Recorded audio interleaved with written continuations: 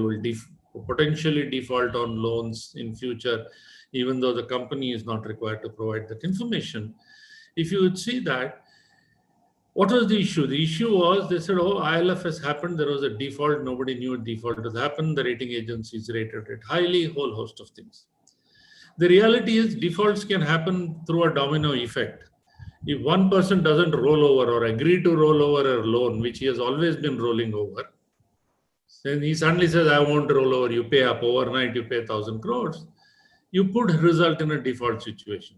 And that very news of default can cause a series of effect, which neither an auditor nor anybody perhaps can visualize. So the issue was, how can we ensure? And then the second issue there was going concern was a big issue. That from the ratios, from all of it, one could make out that it's highly leveraged. So potential going concern threat is there. Now, from an auditor's perspective, how can an auditor qualify on going concern when there are shareholders willing to invest or pay a high price, when there has been no default of loan, when rating agencies are rating it highly? So how can you say it's a going concern when different people involved in the ecosystem are saying there is nothing? They are giving a green signal. So there were many such cases like this, and all the NCLT cases were all about defaults with banks. So if you see the initial, and since I was part of the committee, I know, initially the number of matters on which the government wanted the auditors to comment was enormous. Because every matter before the ROC said, no, auditors should look at this. Auditors should report that. So finally what was done is, when we finalized the report, we segregated what should form part of secretarial audit, not part of the auditor's report. Because it was even whether the minutes book were recorded properly. I said, how can that be an auditor's job? Whether minutes are recorded, he's neither in the meeting nor he's equipped, it's a secretarial job. Anything which is from books of accounts should be part of an auditor's job. And the situation was so extreme, and I'll touch upon what you said about Benami law, etc., which is also going to come up in Schedule 3, and that amendment was to come up, is specific information relating to contingent liabilities. Now, if there are proceedings under against the company under a Benami law, an auditor is not sitting in judgment here. He is only saying, is there a proceeding? It's like saying, is there an income tax proceeding?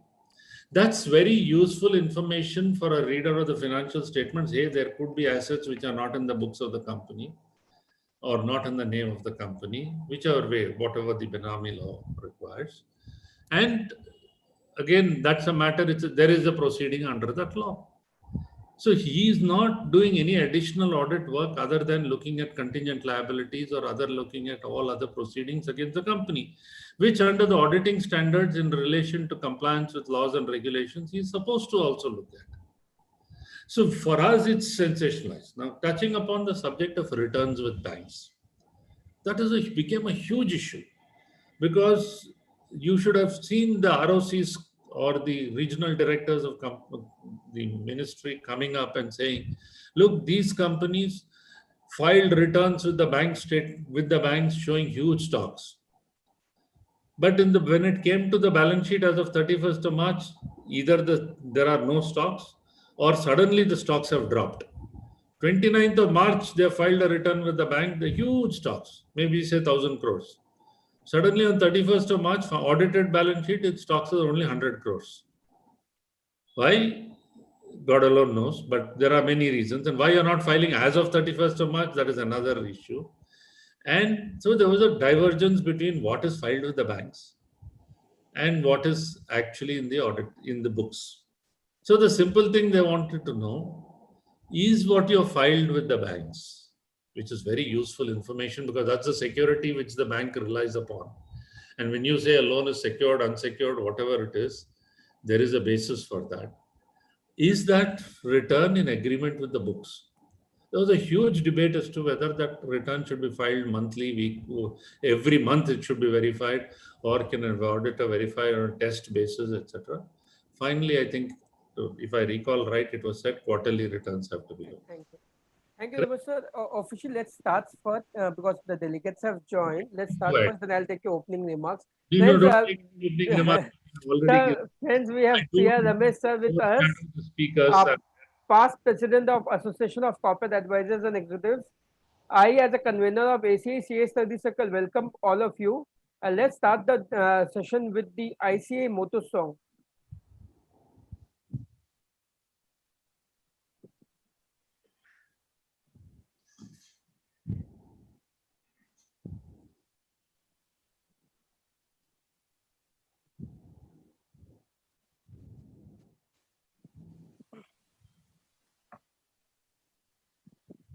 Sujagati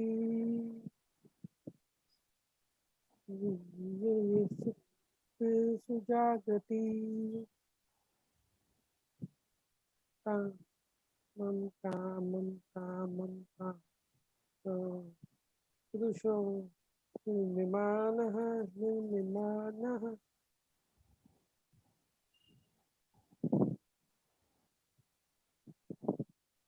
Tadeva Sukram Tadeva Brahma Tadeva.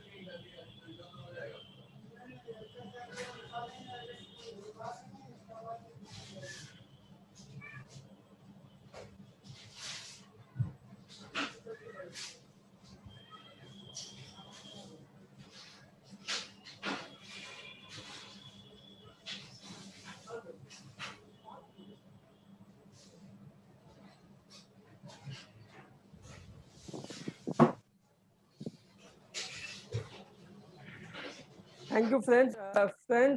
Today our topic for the day will be CARO 2016, as most of the balances are still pending to be completed. And as of today, CARO 2016 is relevant for the small companies also, who many of the companies, unlisted companies, the audit are going on until December. Hopefully, we'll complete thanks to COVID. And friends, our second session will be on the prosecutions and penalties for auditors. Friends, let us first understand why CARO 2016 or CARO reporting or SA700 is important, because whatever work we do, whether for a big company we do the work for the months and more, or for the small company, whether we do for day or hour, our final product which will go to the public at large and to the stakeholders is nothing but that audit report, which many of us don't give the relevant time or the required time. And CARO has been there, it is ever evolving along with SA700 reports and the IFC reports. We should make sure, as a partners of the firm or as the senior managers, we should make sure that that final product which is going everywhere, and also on the it is having the eyes of the NFRA, peer review board, quality review board, or the public at large of FRB, financial reporting board. We should make sure that we give the correct time, we do the documentation properly, because we keep on saying audit not documented is audit not done. And we have with us our speaker for the day, CA Mohit Bhutoria. We had the other speaker, CA Vivek Nevatia, who was supposed to take this session, but suddenly he fall sick and he is not well. So we have requested CA Mohit Bhutoria ji to take this session. And next speaker for the day will be CS Ravi Verma ji, who will be speaking on the penalty prosecutions for the auditors, and also will be overviewing the ILS judgment which came from NFRA. And without further delay, I'll be requesting PD Rungta ji, whether he has joined.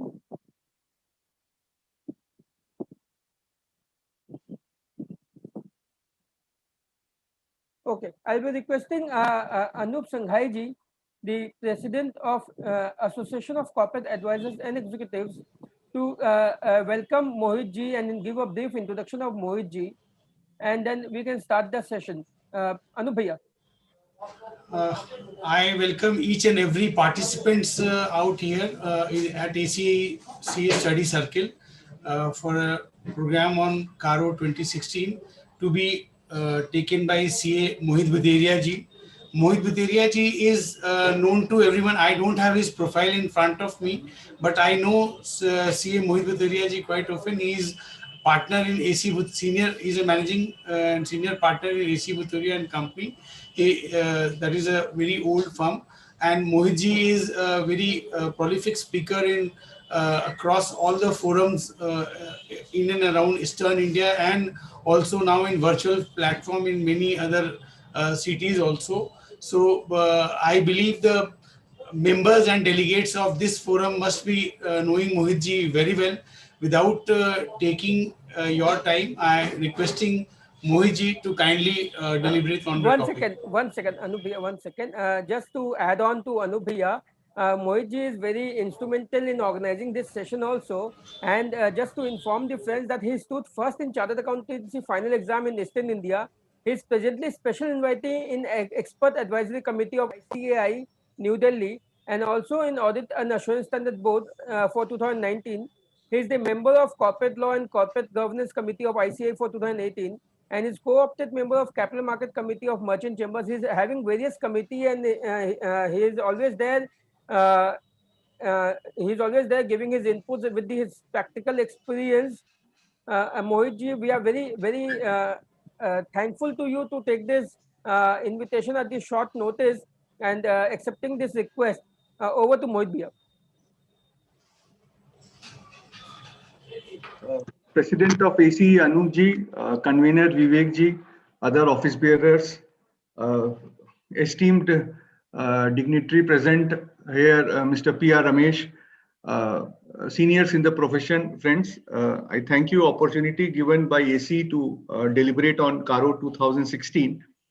So the program has been designed in a way that we take some case studies which are arising from the reports of the FRRB, common errors noted in the financial statements, common errors noted in the audit report.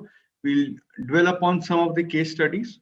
But before that, just to take to a little history, as Ramesh sir was also saying in his opening remarks, we had the Mao CARO 1988, after which came CARO 2003, the CARO 2015, then we had CARO 2016. Finally, we have CARO 2020, but CARO 2020, which was to be applicable for financial year 1920, it is deferred by 1 year. And I hope government will should defer again it by another 1 year, because given the state we are in, I don't know how practical and how comfortable would it be for auditors, especially MSME auditors, to comply with 2020, because even as of now, we are struggling only with 2000 financial 2020 accounts. So financial year 2021, I don't think many of us, barring who are auditors of listed companies, have even started for MSME. Therefore, 2020 is, it will be 2021 again, CARO 2020. It will be very difficult for MSME auditors to report thereon. Now, just I'll take through a brief introduction of what is CARO 16 all about.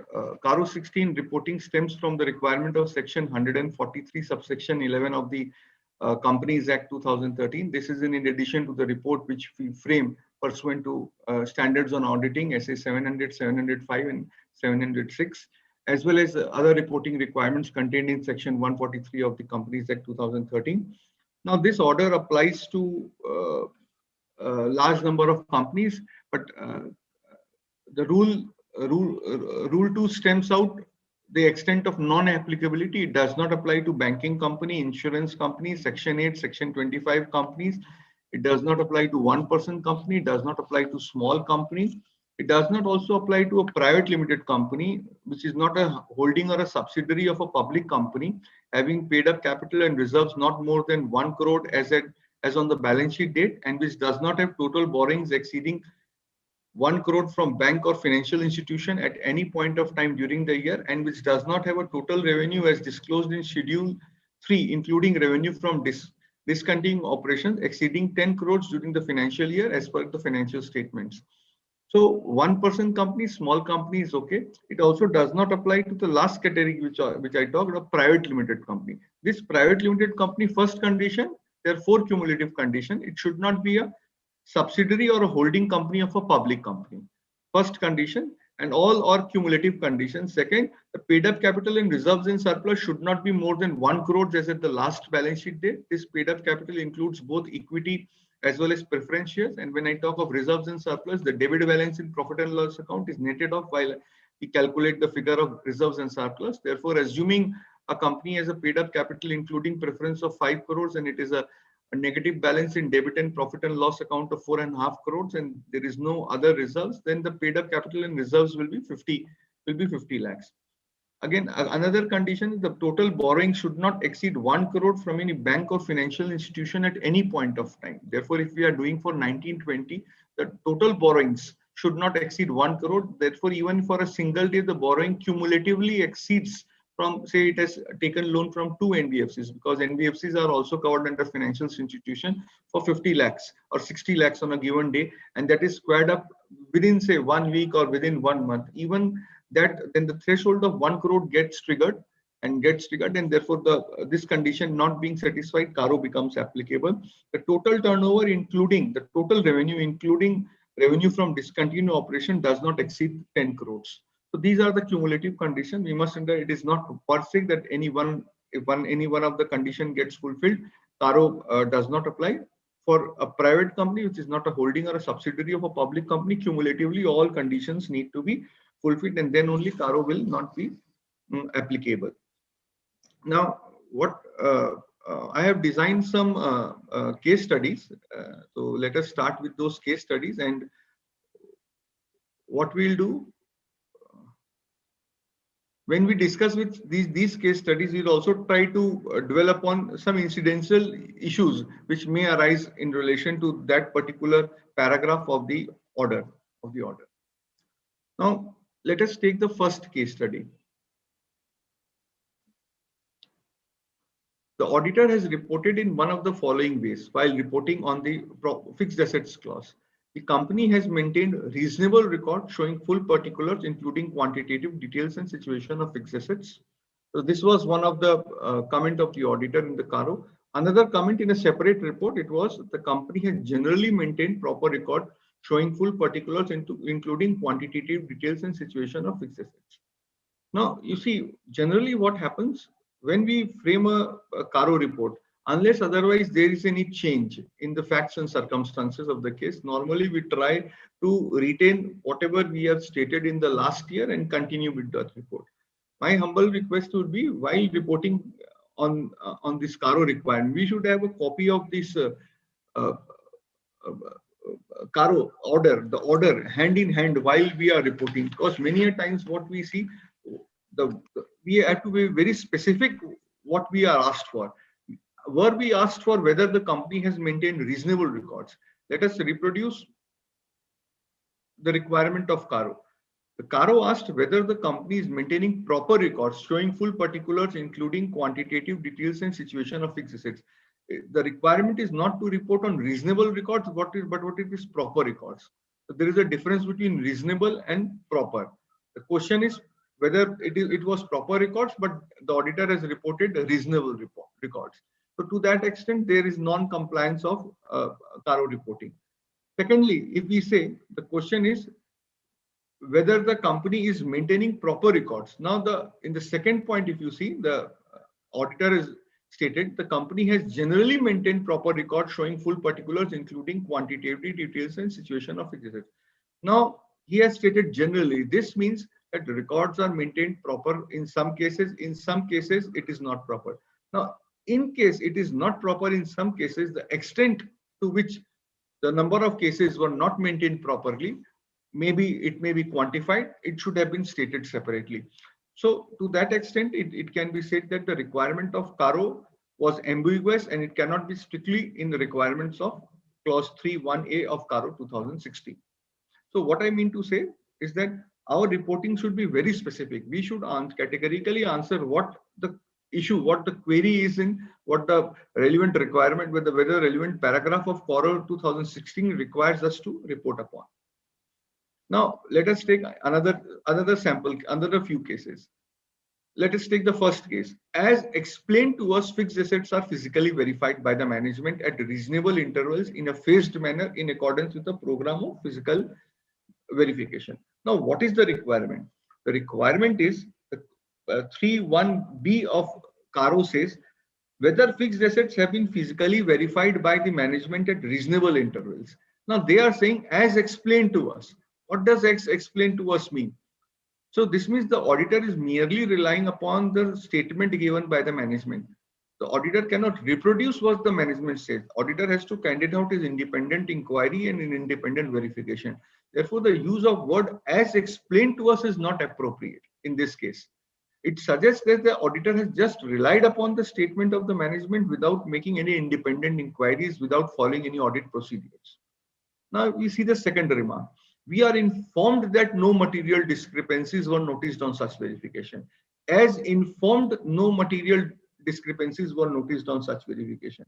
So what is the reporting requirement? The reporting requirement is whether any material discrepancies were noticed on physical verification. So when we are saying that we are informed that no material discrepancies, as informed, again, what does it suggest? This suggests as if the auditor has relied upon what the management has stated without making any independent inquiry. So again, the use of words as informed, we are informed is not proper. So next, if we get to the next point, the management as that the year end has physically verified the physical assets and we are informed that no material discrepancies were noticed on such verification. Again, the use of language, management has informed that no material discrepancies were noticed. Again, that such assertion is not proper. Again, if we come to the next point, as explained to us, the fixed assets have been physically verified by the management at reasonable interval, which in our opinion is reasonable looking to the size of the company and nature of its business. Again, the reporting requirement I said is whether any material discrepancies were noticed and whether they have been properly dealt with in the books of accounts. So what I mean to say, from each one of the reporting which has been done, which has been designed as a case studies or borrowed from the book released by the Institute, FRRB reporting requirement, if we see the observations of the auditor is not proper. The auditor has used the words we are informed, have been informed, as explained to us, as certified to us, which indicates that he has not used his judgment to determine whether a discrepancy is material or not.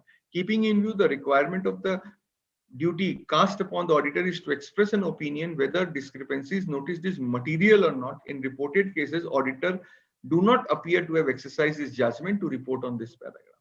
So what should have been the proper answer? That fixed assets have been physically, according to the information and in explanation given to us and based on our examination of records we considered necessary, fixed assets have been physically verified by the management at reasonable intervals or over a phased program over a 3 years or a 2-year period, which covers all the assets, again having regard to the size of the company and nature of his business. In our opinion, no material discrepancies were noticed on such verification, and in case some discrepancies were noticed, that material discrepancies were noticed on such verification and they have been properly dealt with in the books of accounts. So we have to be very specific, and our language should show that we had carried out the audit procedures while reporting on this clause. Now, let another case. The auditor is stating, as informed to us, the management in accordance with the phased program of verification has physically verified a major portion of these assets. Again, that will not be proper. We are informed that company physically verifies its assets over a 3-year period. In our opinion, this periodicity of physical verification is reasonable, having regard to the size of the company and nature of its assets. In accordance with this policy, the company has physically verified certain fixed assets during the year. Now, if you see both the cases, in both the cases, the auditors has reported about the reasonableness of frequency of physical verification, but are silent of the result of such verification, whether material discrepancies have been noticed and whether they have been properly dealt with the books of accounts. So, as I again said and reiterate that we should be very specific to what we are required to report upon on the various clauses of CARO 2016. Now, we are required to report whether title deeds of immovable properties are held in the name of the company. So the auditor has commented that the title deeds of immovable properties are held in the name of the company. These are the requirement and the auditor has reported. So prima facie, it seems that the reporting requirement is adequate. Seems correct. But what had happened in this case, that there had been an amalgamation in the past and some property continues to be held in the name of the erstwhile transfer company. This fact stemmed out from the notes to the financial statements, but the auditor did not report this fact. So in case companies are amalgamated and property still continues to remain in the name of the transfer of company, erstwhile transfer company, it is the duty of the company to get the records mutated, the municipal records mutated in the name of the company, in the name of the amalgamated company. This having not done so, the reporting requirement is not in audited order. The auditor should have stated that this number of title deeds of original cost of this still continues to remain in the name of the amalgamated company. So this clause is again a very important clause. We should ensure that all immovable properties are in the name of the company. And when I say that in the name of the company, if there has been any amalgamation, there has been a demerger, it is a case of conversion of a partnership to a company or LLP to a company, the property should not remain in the name of the erstwhile transfer company or the LLP or the so-called partnership firm. The property should be in the name of the company. You see, in case of a conversion of a partnership to the company, as we did under Part 9 and now we are doing under Section 366 of the Companies Act 2013, there is no requirement for payment of stamp duty, but the property should be mutated in the name of the company in the municipal records. That will be an evidence that the properties are in the name of the company. Now, coming to the next case study, it deals with inventory. The auditor has reported as under: inventory excluding stock with third parties has been physically verified by during the year by the management. In our opinion, the frequency of such verification is reasonable. Now let us find out what should be perhaps the anomaly. What is the reporting requirement? The reporting requirement is whether physical verification of inventory has been conducted at reasonable intervals by the management. So what the auditor has said, physical verification has been conducted during the year, but whether at reasonable interval, he has also stated, in our opinion, the frequency of verification is reasonable. But what about stock with third parties? He has not said anything about stock with third parties. This means to the extent stock with third parties, he has not commented whether they have been physically verified and whether the frequency of verification is reasonable. Therefore, we have referred to para 23 of guidance note of an inventory issued by the Institute of Chartered Accountant of India. It says that when significant stocks of the entity are held by third parties, the auditor should examine that the third parties are not such with whom it is not proper that the stocks of the entity are held. The auditor should also directly obtain from the third parties a written confirmation of the stock held. Arrangement should be made with the entity for sending request for such confirmation to third parties. Similarly, the auditor should also obtain confirmation from third parties for whom the entity is holding significant amount of stocks. Now, it is observed that this guidance has not been complied with, and stock lying with third parties have not been physically verified by the management, and it is not clear whether any confirmations have been obtained from third parties for stocks held by them. So generally, what would have been the procedure? We would have issued, in case the stocks are material, we should obtain direct confirmations like we do for sundry debtors in respect of stocks lying with third parties. And once we receive the confirmations, here the auditor should have been mentioned that confirmations have been received in respect of stock lying with third parties. So that has not been mentioned. Similarly, in case we are holding also stock which does not belong to the company, also holds stock which does not belong to the company, but it belongs to some third party entities. Again, it is the duty of the company also to provide the auditor confirmations in relation to these items of stock also, because when stocks are in the godown, so it is presumed that these stocks belong to the company, but the inventory record shows that these does not belong to the company. So based on the records, the auditor should have a confirmation in respect of the third parties also with whom, for whom the company is holding the inventory, that these portion of stocks does not belong to the company, they belong to the third parties. Because unless we have these confirmation, it will not be, correctly possible for the auditor to devise what is the value, what is the quantity and value of an inventory belonging to the company and lying with the company. Now again, on stock, as explained to us the stock of work in progress has been physically verified by the management. According to the information and explanations given to us, no discrepancies were noticed on physical verification of work in progress. So if we repeat, what is the reporting requirement? Again, I repeat, whether physical verification of inventory has been conducted at reasonable intervals. So auditor has said that physical verification has been conducted, but he has not stated whether such physical verification has been conducted at reasonable intervals.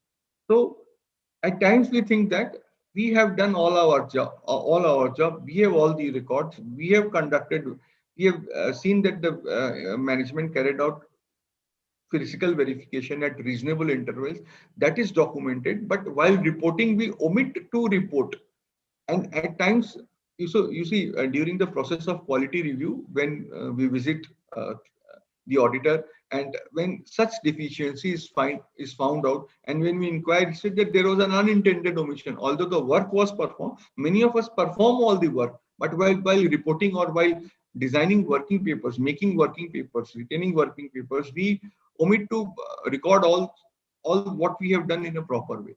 So what is important, but what you have said, what you have certified, that is final. What you have done in your working papers and whether you have conducted the audit properly or not properly, but you have not recorded, that is a secondary issue. But this report, once we have issued, that becomes final.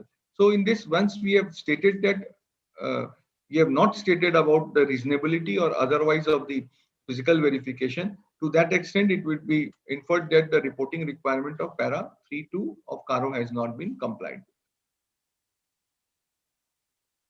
Now again,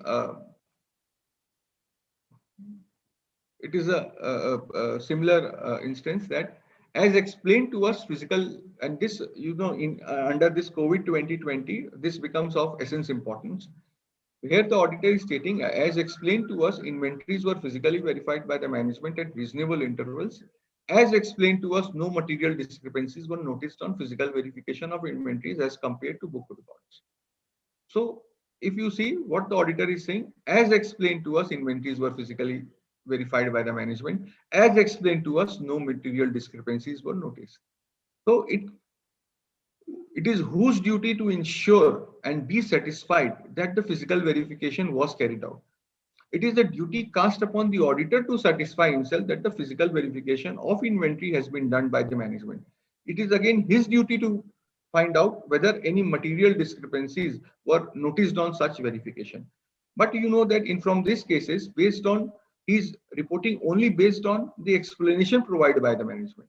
The use of the phrase as explained to us indicates that the auditor has simply relied upon the management representation rather than using his own judgment to report under these paragraphs. So see, physical material items of physical of inventory should be verified at least once a year, if not more. But all inventory should be verified at least once a year. If while we were discussing one day at EC platform of physical verification of inventory under COVID situation, so maybe on 31st March, it may not have been practically possible for the auditor to verify these physical inventories. So maybe subsequent to 31st March on a particular date, auditor may, not the auditor, sorry, the company may have conducted the physical verification. Instead of say 31st March, maybe on 30th June, the management has conducted physical verification. The auditor is maybe present there physically, or may use some e-mode, video conferencing facilities for watching the process of physical verification. Alternatively, if he's not in the same station, maybe the auditor is in Calcutta, the company is in Bombay, it is not possible for the auditor to go to Bombay. He may give instructions to the internal auditor of the company to carry out the physical verification. If the company does not have an internal auditor, he may appoint another chartered accountant or a firm of chartered accountant to conduct physical verification at the cost of the company, and conduct physical verification and report on the physical verification as per the instructions given by this auditor from Calcutta to the chartered accountant at Bombay. So it is the duty of the auditor to satisfy that the quantity, the the number of inventories, the value of inventories, the physical location and the condition of the inventories. Because even if inventories are destroyed, right? Maybe it is not inventories are destroyed, or there has been a subsequent substantial erosion in the value of inventories on account of some damage, on account of there may be stocks which are non-moving, there may be stocks which are slow moving. So it is the responsibility of the auditor to ensure that all these factors are considered. May not be, it is not a point for reporting under CARO that whether they are non-moving or slow moving, but for a general audit of inventory point of view, I'm saying. So onus is on the auditor to ensure that the management has carried out physical verifications at reasonable intervals, and whatever discrepancies were noticed has been, adjusted. As of now, we are not required to state the quantum of material discrepancies. Now, when we come to CARO 2020 next year, even the quantum is required to be reported in case the deviation is more than 10%. As of now, we are just required whether the discrepancies were material, and if they are material, whether they have been adjusted in, dealt with in books of accounts. Now, in one particular case, the auditor has stated that the company does not have any inventory. Another case, the auditor has stated that the nature of the inventory does not require it to hold inventory. As such, clause 3 is not applicable. Many times we see that we have purchased some stores and spares and consumed during the year. We have purchased some trading goods and sold during the year. We may have some opening stock of goods which have been sold during the year. Since there is no closing inventory, it gives the impression that we are not required to report on this clause because the company does not have any inventory as year ended. But this is not the situation. What is the situation is that whether or not we held inventory at any point of time during the year, the reporting requirements come. Now, in the first case, the company held inventories at the beginning of the year, as was evidenced in the balance sheet, and during the year, while in the second case, the company held inventories even at year end. So this reporting requirement has not been adhered to by the auditor. Therefore, many times there is an impression that since there is no inventory at year end, it would be sufficient if we write that the company does not have any inventory, but that is not proper. If we have inventories at the beginning of the year, we have inventories purchased and sold during the year, we have some stores and spares which we have consumed during the year in the process of production or in the process of consumption while rendering services, all these will be required to be required to be factored here while commenting on whether the inventories have been physically prepared, because it may so happen that say for 3 months or 4 months in the process of providing services we had inventories. This means for those inventories would have maintained proper records. This means for those inventories there may have been some discrepancies between book stock and physical stock. We may have purchased say 1 lakh diesel of 1 lakh liters of diesel, and which we may have consumed during the year as an item of inventory, and there may have been cases where there is a 1,000 liters of diesel which was there was a discrepancy between the physical stock and the book stock. Therefore, there is a discrepancy. So all these will have to be factored while reporting on the inventory clause. Now, under CARO, while we are reporting, we have reporting requirements on a number of provisions of the Companies Act. One is Section 189. So what is the first and foremost requirement? The requirement is whether the company has granted loans to companies, LLP or other parties covered in the register maintained under 189. There is a large number of cases where deficiencies of 189 have been filed. I have not taken up all those cases, but we'll discuss number of cases. So the question is whether the company has granted loan to companies, firms, LLP or other parties covered in the register under 189. So many times the auditor report that the company has not granted any loan to companies, firms or other parties covered in the register under 189. The word LLP many of the times is omitted. So again, there is this is a deficiency in the reporting requirement. If the company has not granted any loan, there may be LLP which is not covered in the register under 188. That is a separate thing. Register under 189. That is a separate thing. The reporting requirement is that if you have granted loan to any company, covered in the register under 189, then you comply with other reporting requirement clauses. If you do not have any such loan, you just write the company has not granted any loans to companies, firms, LLP or other parties covered in the register under 189, and therefore this para 3, Roman 3 of the CARO is not applicable. But if it is so, we have to state. Again, it may be possible that we have granted, there are certain parties under 189 to whom we have granted loan. Then we say the company has granted loan to parties covered to loan to companies under 189 of the Companies Act, and then we report upon ABC. But then there are no loans granted to firms, LLP or other parties. This fact also needs to be reported that the company has granted loan to companies covered under register 189. Then we report upon A, B, and C. And other than this, the company has not granted any loan to firms, LLP or other parties. Our reply to the question should be very, very specific. At times, we try to keep things in our mind. It's not, that is not proper. We should fully report what we are asked for. The second question is the term, whether the terms and conditions of grants of loans are not prejudicial to the company's interest. Now, here there are certain issues. There is a company which does borrowings from banks, borrowings from financial institutions, borrowing from group companies. It extends loans to certain parties, which may be its group entities, which may be its associates, it may be its subsidiaries, it may be third parties, which does not carry an interest or carries interest which is lower than the rate of interest at which it is borrowing money, or the terms and conditions of such loan are it may be inferred to be prejudicial to the company's interest, in the sense that the company, say, has a net worth of say 10 crores, it has borrowed loans of 5 crores which are short term in nature, but it has extended long term in nature, borrowed loans which are short term in nature, but it has extended 15 crores of loans, say total net worth plus total amount borrowed, on a long term basis. Therefore, one can also say in this condition, there may be an asset liability mismatch to the extent of 5 crores, because the liability to pay the loan of 5 crores is short term in nature, but the loan which we have granted is a fairly long term in nature. So there may be an asset liability mismatch. Again, I said again against the borrowings, the company may have granted free of interest. The company may have granted at a rate which is lower than the rate at which the company has borrowed. So whether or not these are prejudicial to the company's interest, the auditor needs to carry out his independent judgment and report. In my view, if the company is borrowing at 12% and extending loan to parties unconnected with the business of the company, absolutely third parties at a rate of interest which is less than 12%, prima facie, these are prejudicial to the company interest.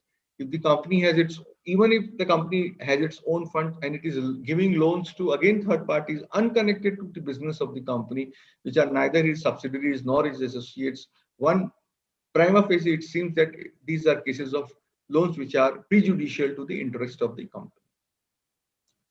Now, again, the reporting requirement is whether the schedule for repayment of principal and payment of interest has been stipulated, and whether the repayments of principal and receipts of interest are regular. Now, we have granted loan, say for a 2-year period or a 3-year period or a 1-year period. Now, whether our repayments match with the duration for which the loan was granted. If so, yes, we will write repayments of principal are regular. Interest is to be serviced yearly on yearly intervals. It is serviced as yearly intervals. Then we'll say receipts of interest are regular. But say many a times we say that, say for financial year 18-19, we had granted a loan. We said that interest will be charged on annual basis. So the interest was due on 31st March 2019, and it was required to be paid annually. That means interest fell due on 31st March 2019. So it should have been first serviced on 31st March or maybe 1st April or 2nd April. But this interest was serviced in the month of say June 2019. Would I say that the receipt of interest was regular? No, the receipt of interest is not regular. The interest is received, but it is not regular. There has been a delay in receipt of interest.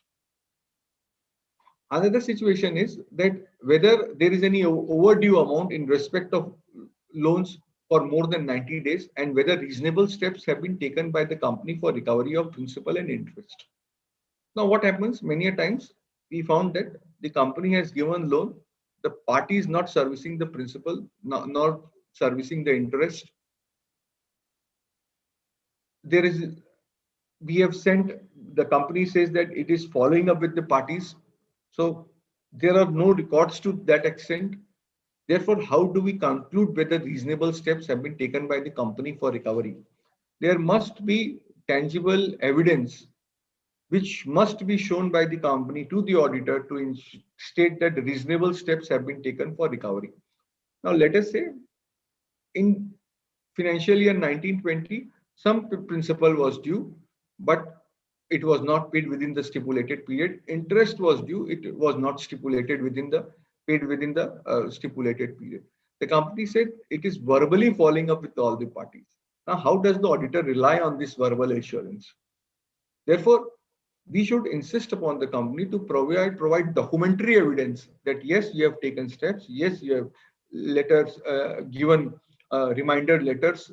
If the company, the quantum of such delay lies for a number of years, maybe the company has also serviced legal notice, and maybe one step beyond that, the company may have also initiated proceedings before any court of law or before the IBC. So again, depending upon the quantum of delay, depending upon the materiality of the amount which is lying unrecovered, auditor must comment whether the steps which are taken by the company are reasonable.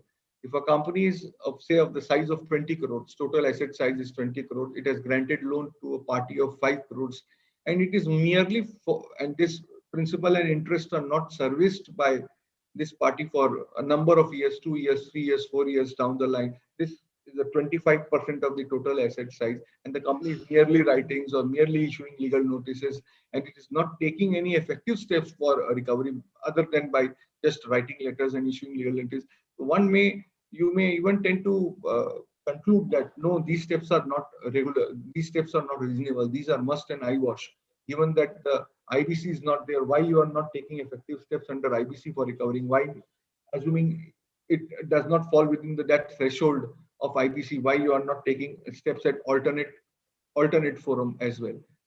So each case deserves independent reporting requirement of the auditor, and auditor must be cautious, especially now in this COVID situation, and especially this is much more relevant and much more important in the given scenario, that given the fact there may be defaults occurring now, and the reporting requirement of the auditor should be very specific and categorical. Now, this is again very important. Okay. The auditor has stated the company has not granted any loans, made investments, given guarantees, and provided security, and therefore provisions of 185 and 186 of the Act are not applicable. Now, in the first case, what we found from the balance sheet of the company, that the loans were given during the year and those loans were spread up during the year. Because when you see the balance sheet, maybe from related party transaction, maybe there was opening loan and the closing before 31st March, this was squared up. So from the previous year figures, you can find out there were loans given which have been spread out during the year. So auditor has not stated whether 185 and 186 in respect of loans were complied with. In another case, the auditor has stated that the company has complied with 185 and 186 in respect of loans given, investment made, guarantee given, and security provided, and provided. I think there is some error in this slide. We read security provided. Now, what are the discrepancies here? You see, first, the auditor must be well versed with both section 185 and 186 of the Companies Act. Under 185, we are barred from providing loan to certain categories of persons, which we call persons in which directors are interested. Now, but even to these persons, a private company can grant loans after passing special resolution. Now, we can also provide loans to managing director or managing director under a scheme framed by the company as applicable to all its employees by way of special resolution. So there are certain restrictions, there are certain carve-outs also within the framework of which the company can give loan. When it comes to section 186, this section applies to all companies barring certain categories of companies, which is laid down in section 186 subsection 12. But what I want to say is auditor must first, number one, be well versed with section 185 and 186. Now, let us take one by one. The company has made a loan. The auditor has to find out whether 185 will apply to this. If the company is in the business of NBFC and it is granting loan in the ordinary course of business, therefore, even if the loan has been provided to director related entities and it has complied with section 185, there is no problem. The auditor will say, yes, in respect of loans granted, 185 has been complied. Now, let us consider 186. For 186 also, there are a number of requirements. When a company gives a loan, this needs to be passed by a resolution of the board in terms of requirements of section 186. If the loan is beyond a particular limit of 60% of capital and capital reserves and share premium, or 100% of reserves and share premium, the limit is prescribed in the law, and if it breaches that limit, then the special resolution is required to be passed. So this compliance is again necessary, that whether the requirement of 186 to the extent if the loan breaches the limit of 60% or 100% as laid down in 186 is complied or not. If not complied, then the auditor will report. Again, 186 says that in case the company has given a loan, any loan, whether to a related or an unrelated party, any loan, then the nature and purpose of the loan and the purpose for which the loan is proposed to be utilized by the recipient is required to be disclosed in financial statements. Now, let us take a case where the company has granted loan to third parties. Okay, two loans the company had granted. One of 10 crore, which was proposed to be utilized by the other party for its working capital. This loan was squared up during the year. Another loan the company has granted again for 10 crore. It was for acquisition of fixed assets, and it is proposed to be utilized for acquisition of fixed assets. This loan was not squared up. So in the financial statement, the company will be required to make a disclosure as to the name of the two parties, X and Y. Amount granted 10 crore, 10 crore. Amount as at year end. In the first case, the loan was squared up. In the second case, this 10 crore balance still exists. Purpose for which the loan is proposed to be utilized by the recipient, one is for working capital, one is for acquisition of fixed assets. Now the question arises, as 186 says, the purpose for which it is proposed to be utilized. So therefore, it is presumed that the auditor, the company also must get a utilization certificate from that recipient of loan for the purpose for which it has been, whether it has been actually utilized or not. Because merely giving the purpose will not specify. We are specifying that this is the purpose for which loan has been granted. Auditor also required at the second stage to verify whether this loan which the company has given for acquisition of fixed assets has actually been utilized by the other company for acquisition of fixed assets.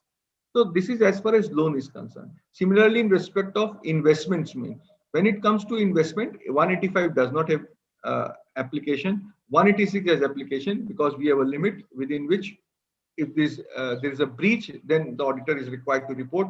Even investments made, loan given, investment made, there must be a proper board resolution made in which with the consent of the directors present at the meeting approving the investment. When it comes to even at an omnibus approval given by the board under 179 and 186 for giving of investments will also apply. But in case there is a change of directors, there are 4 directors now, and the company has passed enabling resolution under 179 and 186 for giving loans to or making investments, certain investment to certain parties. After a period of 3 or 4 months, there has been a change in the composition of the board. Therefore, again, fresh approval of the new directors under 179 and 186 will be required. Similarly, with the case with the guarantees and security, the purpose for which the guarantee has been given, name of the party to which the guarantee has been given, the quantum of guarantee, and the balance as at year end, all are required to be stated. In case these are not in case these are not stated, then the auditor would have to draw a separate reference. So what I mean to say, at times it happens that we may have given a loan, we may not have given a loan, we have made an investment, we may have given guarantee, security, all in respect of each of the 4 for 185 and 186, proper reporting should have been done. Let us take a case that the company has granted loan and has complied with 185 entities. So we will say the company has complied with the provisions of 185 and 186 of the Act in respect of loans made. Then the company has not made any investment, given any guarantee or provided any security, and therefore 185 and 186 to that extent is not applicable. The answer must be specific. 186 says that interest should be linked to your 1, 3, 5 or 10-year security, government security closest to the tenure of the loan. That is also a requirement. If the interest rate does not match this, again, the auditor will have to report that interest rate is higher or lower. There are certain categories of company under 186 to which 186 is not applicable. We cannot write that provisions of 186 is not applicable to the company, because say 186 subsection 12 says that the 186 subsection 11 says that nothing contained in this section except subsection 1 applies to, say, certain categories of NBFC, certain categories of investment companies, certain categories of companies which are engaged in infrastructure facilities, but subsection 1 applies. So many a times we write the company being an NBFC registered with RBI, section 186 does not apply. No, even section 186 applies to the extent of subsection 1, where it is stated that the company cannot make investment through more than 2 layers of investment companies. Therefore, what we could have said that provisions of section 186 can be complied with. We have not made any investment. If we do not have any investments, even no investment, no loan, no guarantee, then there is no problem. But if we have investment and we say that 186 does not apply, we being an NBFC registered with RBI or we are an investment company, then to that extent, reporting will not be in order. So this is very important clause. A lot of errors are generally noticed in compliance of this clause. Now coming to cost records. So the auditor has stated the central government has prescribed maintenance of cost records under 148 of the Companies Act. As explained to us, such records are at advanced state of preparation. But what is the requirement? And in another case, it has stated that we have broadly reviewed the cost records maintained by the company relating to construction, bought manufacturing activities. We have not made an examination of the cost records required to be maintained under the rules in respect of their accuracy and completeness, as the company is in the process of obtaining the compliance report of cost account. So now what is the reporting requirement? The reporting requirement is whether maintenance of cost records has been specified by the central government under 148(1) of the Companies Act, and whether such accounts and records have been so made and maintained. So what he has stated in the first part, we see the first comment. Central government has prescribed maintenance. As explained to us, such records are at advanced stage of preparation. Again, the use of words as explained to him as informed indicates that he has not examined the facts being reported, and he has simply replied upon on the explanation given by the management. Therefore, it is viewed that audit procedures are not adequate. Auditor has to give his own comment based on his independent examination. As explained, as informed, as certified, these are not proper reporting. What we see in the second case is the auditor has only commented on the cost records, but has omitted to comment about the cost records, whether they have been made or maintained or not. Again, to that extent, there is non-compliance. Now we come to the next case study. In annexures to the auditor report, it has been noted from the reports pursuant to paragraph 3(7)(b), while commenting on the statutory dues which have not been paid on account of dispute, the auditors in certain cases have not reported the period to which the dues relate. Further, in few cases, the forum where dispute has been pending is not reported. So what is the reporting requirement? Our reporting requirement is whether dues of income tax, sales tax, service tax, or customs duty, excise or VAT have not been deposited on account of any dispute, then the amount involved and forum where dispute shall be mentioned. A guidance note issued by the Institute on CARO 2016 states the information required may be reported in the following format: nature of statute, nature of dues, amount, period to which the amount relates, forum where dispute is pending. Now we'll spend some time here. So what is the requirement? Whether dues on account of income tax and a number of statutory dues have not been deposited on account of any dispute, amount involved and forum where dispute is pending shall be mentioned. Now let us take, there has been an addition by the the assessing officer. We have preferred an appeal. The amount of demand is say 50 lakhs. So to that extent, we have not deposited and we have preferred an appeal. We have also filed a stay application. So the requirement is what we have to state: the nature of statute, income tax, nature of dues, income tax, nature of statute, Income Tax Act 1961, name of the statute, it should be nature of dues, income tax, what is the amount, 50 lakhs, what is the period, say it relates to financial year 16-17, forum where the dispute is pending, CIT appeals, say 1, 2, 3, 5, whatever it may be. Now, let us take a second situation. Out of this 50 lakhs, we have paid 10 lakhs. So what is the amount outstanding now? 40 lakhs. So what should be reported here? To the extent of amount not deposited, the amount should not be 50 lakhs, amount should be 40 lakhs. Now let us take a situation where out of this 50 lakhs, we had refunds in earlier years to the extent of 20 lakhs. This has been adjusted. So what is the, after adjustment, what is the amount remaining? It is 30 lakhs. So what should be mentioned here? The amount which is not deposited, the amount not deposited is 30 lakhs. So in case we have paid any amount or any amount has been adjusted against refund, then the quantum of the liability, the quantum of the disputed due which is not deposited will reduce. Now, let us take a case where we had got the order on 31st December 2019. The time limit for filing appeal is 30 days. We did not file the appeal within 30 days. So there has been a delay. Now we file the appeal say within 31st March. So after a gap of 30 days, but with a condonation petition to the CIT appeal that yes, there has been delay. So whether it should be a disputed due or it should be an undisputed due, given the fact that the appeal has not been filed within the stipulated time. Our guidance note on CARO 2016 says that in case the appeal has not been filed within the stipulated time, the disputed dues becomes the character of an undisputed due. Because whether the CIT appeal will you accept your condonation petition or not, condonation for delay petition or not, is again matter which will be decided by the CIT appeal. So guidance note says that in such cases, this disputed due will be treated as an undisputed due. Now, let us take a case where we had filed an appeal, we won the appeal. The client, the SEC company won the appeal. The department went to the tribunal and we have information that we have got the record that from the income tax department that we have preferred an appeal before the tribunal. So the question arises, we have successfully won the appeal. The demand was 50 lakhs.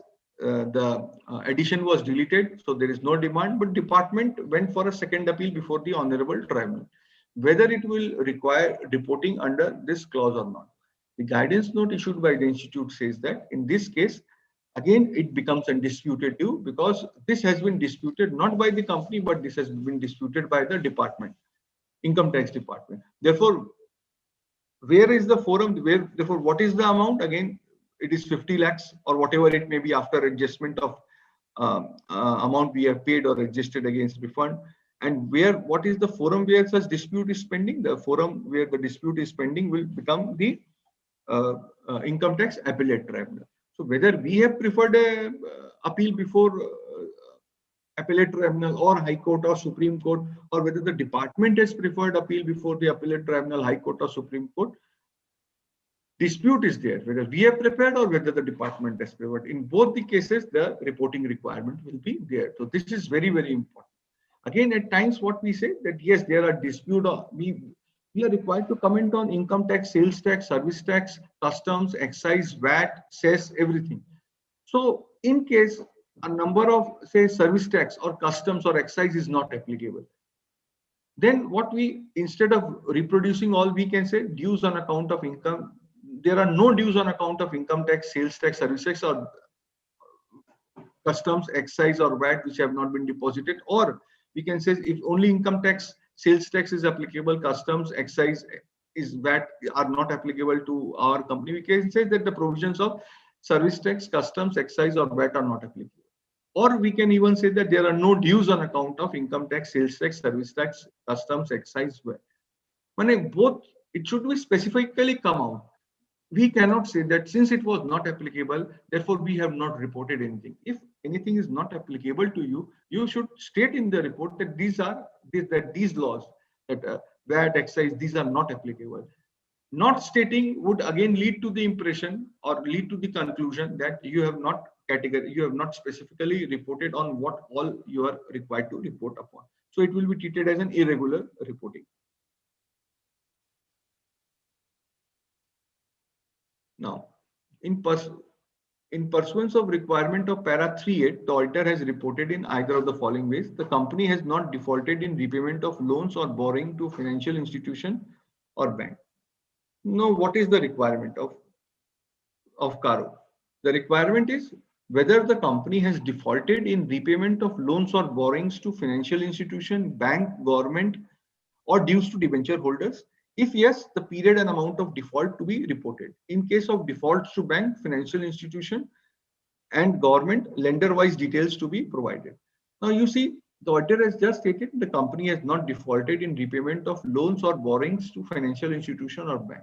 He has not commented anything about government or dues to debenture holders. It may be that the company has not obtained any loan from government. It may be that there are no dues to debenture holders. But again, this fact also needs to be buried out, that the company has not borrowed any amount from the government and the company has not issued any debentures, then therefore there is no question of any dues to debenture. All facts must be clearly stated in the report. Now, let us take another situation. What do you mean by default? A company had taken a loan, a term loan from a bank. The installments of the loan were not serviced on the due date. Say the installments were due on 30th of each month. And instead of 30th, it paid at times on 4th, on 5th, on 6th, on 7th. At times we think that if it is paid within 7 days, then that is okay. That is not okay. We have to see the loan agreement. The loan agreement says that what we have seen, categories state that the installment should be paid on the due dates. There is nothing sort of grace that 7 days grace will be allowed to you for payment. The concept of NPA I am not talking on, that is a separate concept. Therefore, if the installment is not serviced on the day, on the stipulated due day, it is an situation of default. Even if the number of days of default are 2 or 3 or 5 or 7, this reporting under this clause will be triggered. Therefore, let us take for throughout the year that all the 12 installments were paid by the 7th of next month. Therefore, auditor has to state that the company has defaulted in repayment obligation and the quantum of default was less than 7 days. This fact should be brought out. Generally, what we have seen that there is a what you call a view by many of us that if it is paid within 7 days, then that is fine. That is not fine, because if you see the loan agreement, it stated that default means if the loan is not, or the installment or the interest is not serviced on the stipulated date. So this is came for loans from borrowings. Now, financial institution, even NBFCs are financial institution. Therefore, one must factor if the company has taken loan from an NBFC, which may be a systemically important, which may not be a systemically important, but NBFCs as per the Companies Act fall under the definition of financial institution. So that will again fall while reporting under this clause. In case of defaults to bank, financial institution, and government, the clause states that the lender-wise details needs to be provided. Therefore, we have a case where we have 3 financial institutions. For each of them, we have to provide what is the quantum of amount involved, what was the number of days of delay, so on and so forth.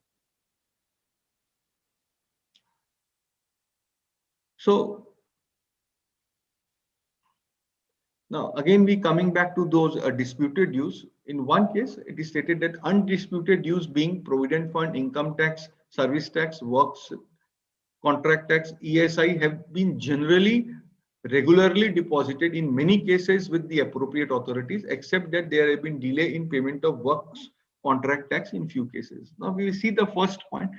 He has not mentioned about what we are required to report upon other than all those. We are also required to report on sales tax.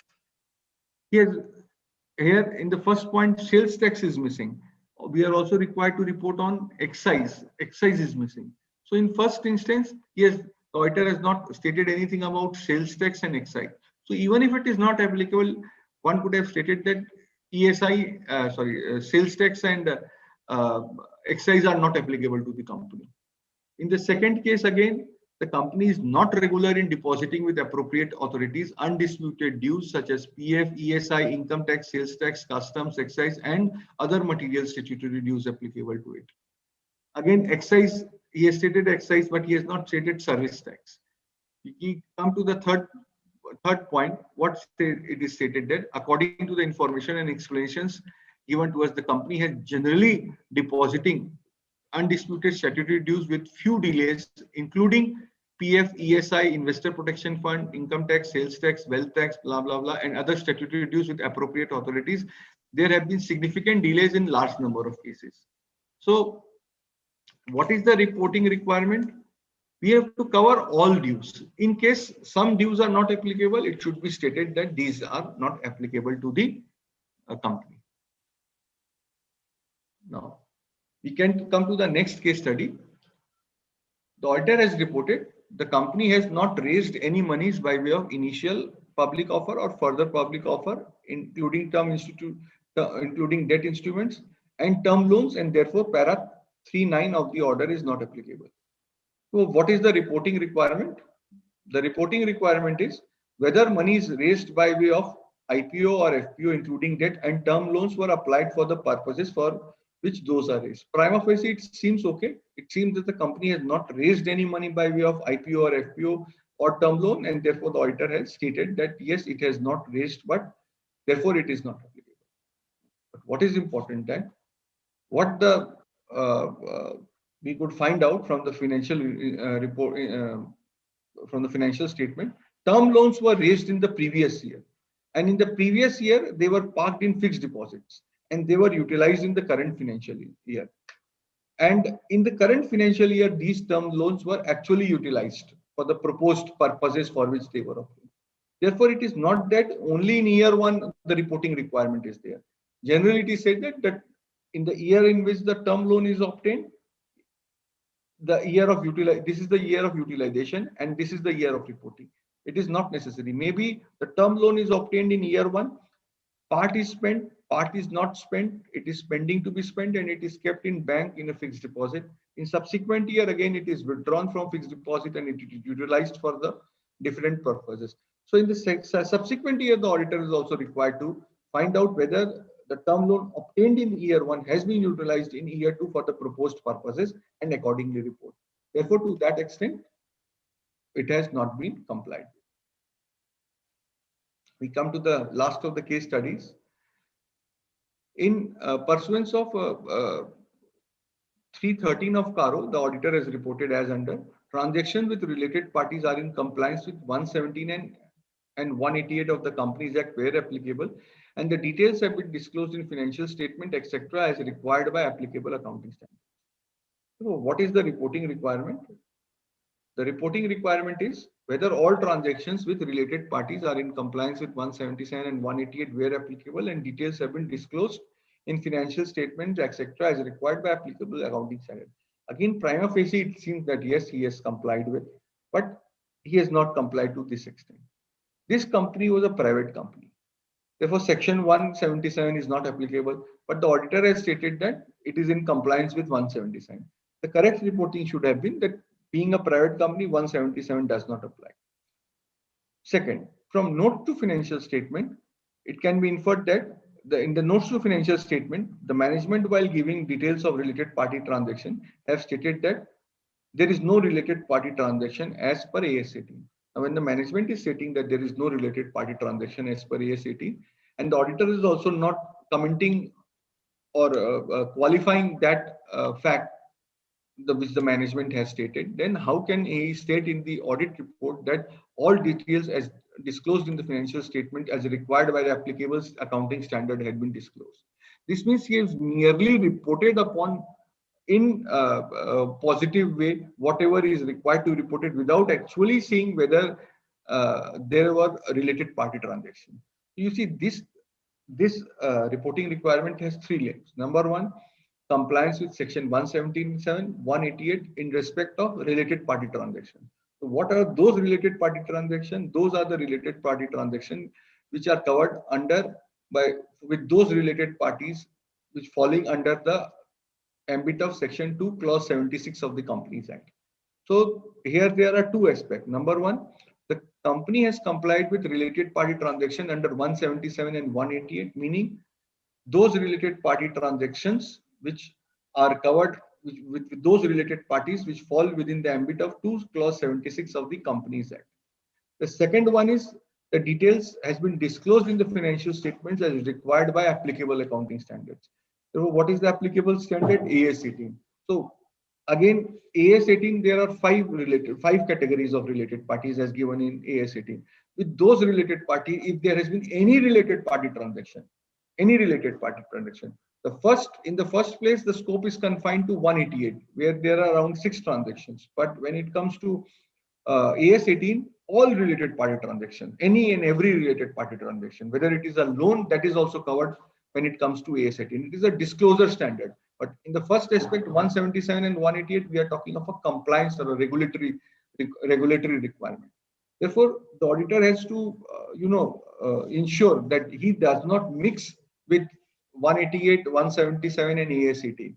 Both operate in different field. One is regulatory prescription, that if you have entered in a transaction with a related party, which is a related party under 2 clause 76, whether you have complied with 177 and 188 wherever applicable. Second, if you have entered any transaction, related party transaction with related parties which are listed out in AS 18, and all and any transaction that is required to be reported has been reported in the financial statement. So one should not mix. There may be that there are certain transactions which are not covered under 188 with parties which are not related parties under 2 clause 76, but are related parties under accounting standard. So maybe in AS 18 we are reporting, but at the same time, when it comes to 188, we said that there are no transactions with related parties requiring compliance under 188. Now, transactions which are in ordinary course of business and are at arm's length are outside the purview of 188, because 188 says that nothing in section apply to transactions which are in ordinary course and arm's length. It does not mean that we will say that the company has not entered into any transaction requiring 188 compliance. We have complied, because since it was within the framework of 188, excluded from the framework of 188 being a transaction in the ordinary course and arm's length, we are not required to report. We are not required to comply. But yes, we are not required to do any board resolution, or for that matter, or general meeting resolution, because these are outside the purview. And to that extent, we have also complied.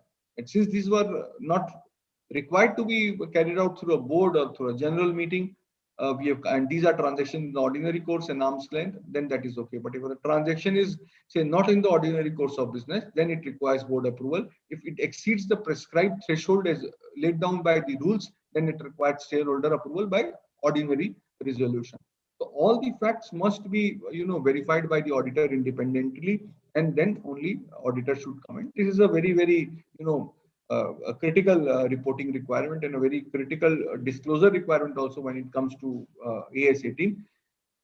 If there are transactions, there are no, say, hypothetically, there are no transactions with parties which are covered under AS 18. A director simpliciter is a related party under 2 subsection 76, but a director simpliciter is not a related party under the applicable accounting standard. And say the transaction has not been in the ordinary course and not in arm's length as well, and it exceeded the threshold. Therefore, the auditor would have been required to comply with 188. So 188 is required to be complied with, but maybe AS 18 there is no disclosure requirement, because the auditor, AS 18 there is no disclosure requirement because this does not fall within the related party within the framework of AS 18. So with this, I end my case studies.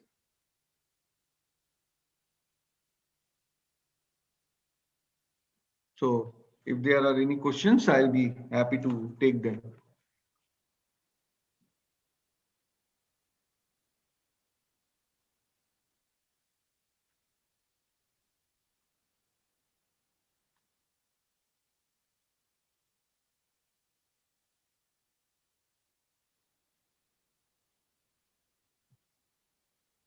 Yeah, Anupji.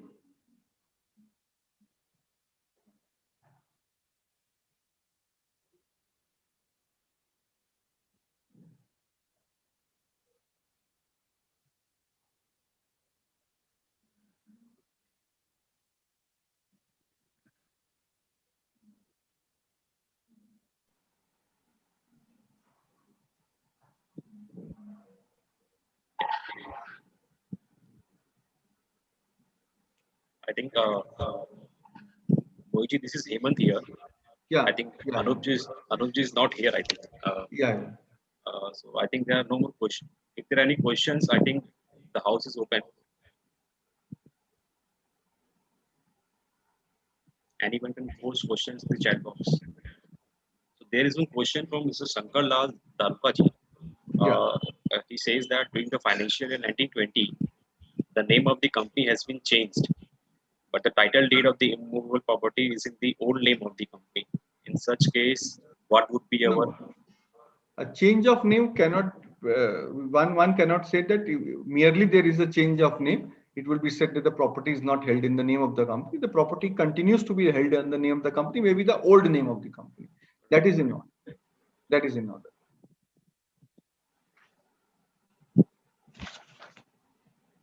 I think there are no other questions.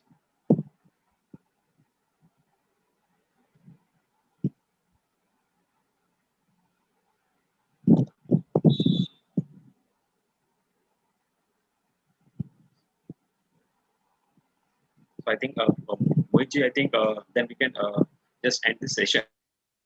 Yeah, sure.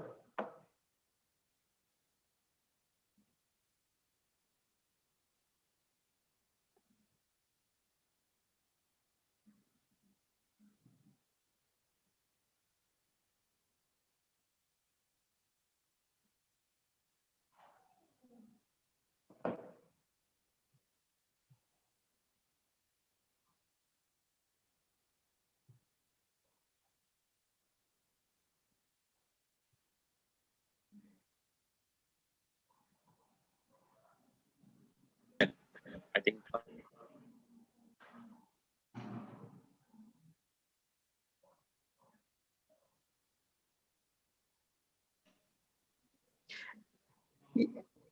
Hemant, please make Anupji co-host or unmute him.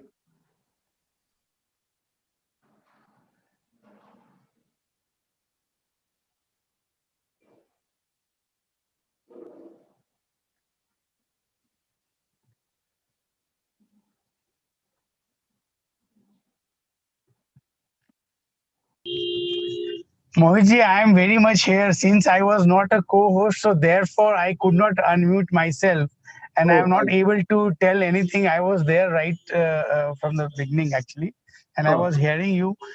Since I have joined from another device, so I could not be a co-host, and therefore I could not make me unmute. So No I tender my apologies problem. for Not at all. Not at all. not saying yes or no. Like Not at all. No, Hemantji, I I was there in the session actually. So Anyhow, continue, Anupji. so Mohitji, it was an excellent session, and very candid, very detailed one. I believe the case studies, the each and every case study is actually very well paid off, actually, and the delegates and the members must have been benefited a lot about it.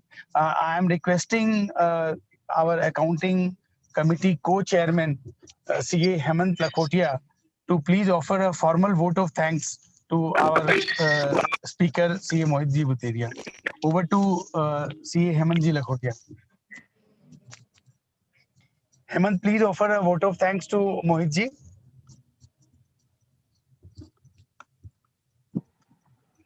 thank you, Anupji. It's my privilege to have been asked to propose a vote of thanks. So I on behalf of ACE, extend a hearty vote of thanks to you, Mohitji. I think you have covered all the examples and case studies which are common errors when we do reporting on CARO 16. So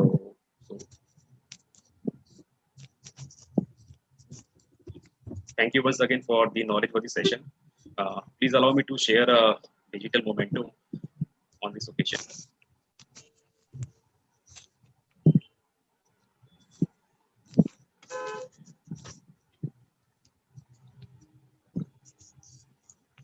Vivek, is this visible? My screen is visible.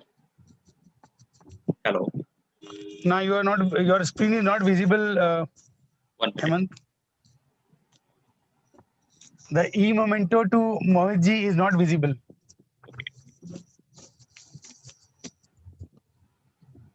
Now, I think now it is visible. Yeah. Thank you so much. Yeah, now it is visible. Thank you. Thank you, Moji. Friends, the second speaker for the evening is joining within a minute. He had some technical glitch. In between, we would like to just inform that all our videos for the last 3 days will be there on YouTube. And we will also be having very soon a similar series for GST, which will be announcing tomorrow. So we would request you to register for the same as well. You'll be getting the message and emails from ACAE. And friends, our next speaker will be CS Ravi Balaji, who is joining within a minute. In the meantime, Please announce the topic also, Vivek. yeah, for in GST, our next session is on penalties and prosecutions applicable for auditors, and we'll be also discussing the ILS case study, which is the NFRA report on ILS issues which were there in the bookkeeping, and what are the penalties and prosecutions for the auditors. And then the session on GST which we were speaking, session on GST which we were speaking will be a very good session, having speakers from Pan India, and it will be on 5 days for 6 CPRs. We have the speakers on 17th of November. Including refunds. Our next speaker on the 18th will be Hajai from Jaipur. Will be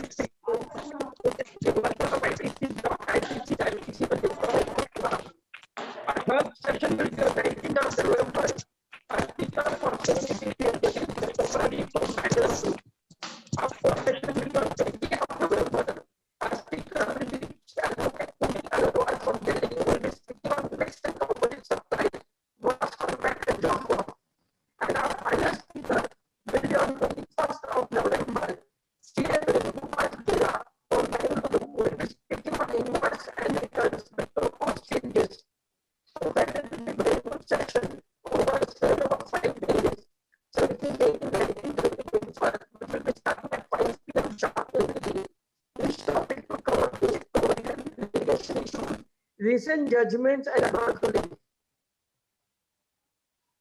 And friends, our next speaker will be CS Ravi Verma. Hemant, please check if you have joined. You can please make him the co-host.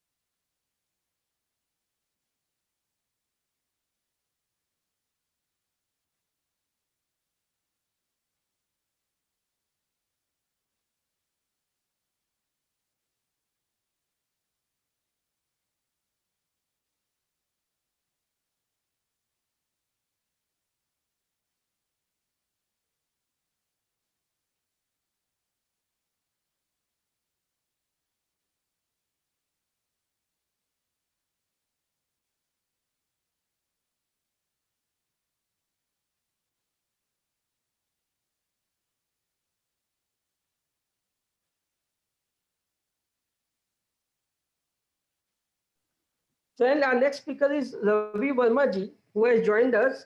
And I would request Hemant to make him co-host. He is a co-host now. And Anup Bhaiya to introduce the speaker.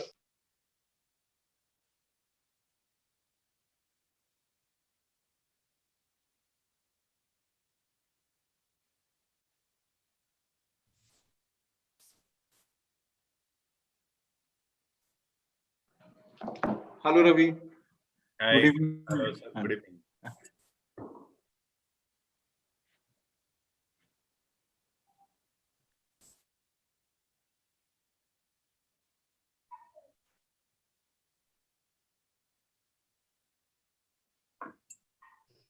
Anup Bhaiya, are you there?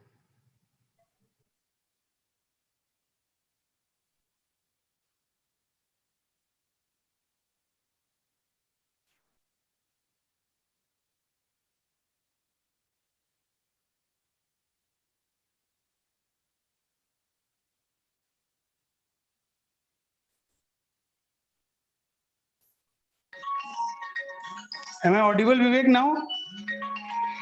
Vivek, am I audible? Yes, sir. You Yes, are right. Anupji. Okay, Yes, Anupji, you are audible. Okay. Friends, very good evening to all of you. We have expert speaker CS Ravi Verma ji with us today, and he is going to take us on penalties under the Companies Act. I'll just the members out here must be knowing CS Ravi Verma ji. However, it's a customary to introduce the speaker, so I am introducing the speaker out here, Mr. CS Ravi Verma is a member of the Institute of Company Secretaries of India. He is also certified as a corporate law expert from IICA. Mr. Verma has the credentials of being rank holder in all academic exams. He has qualified the company secretary exam with All India second rank.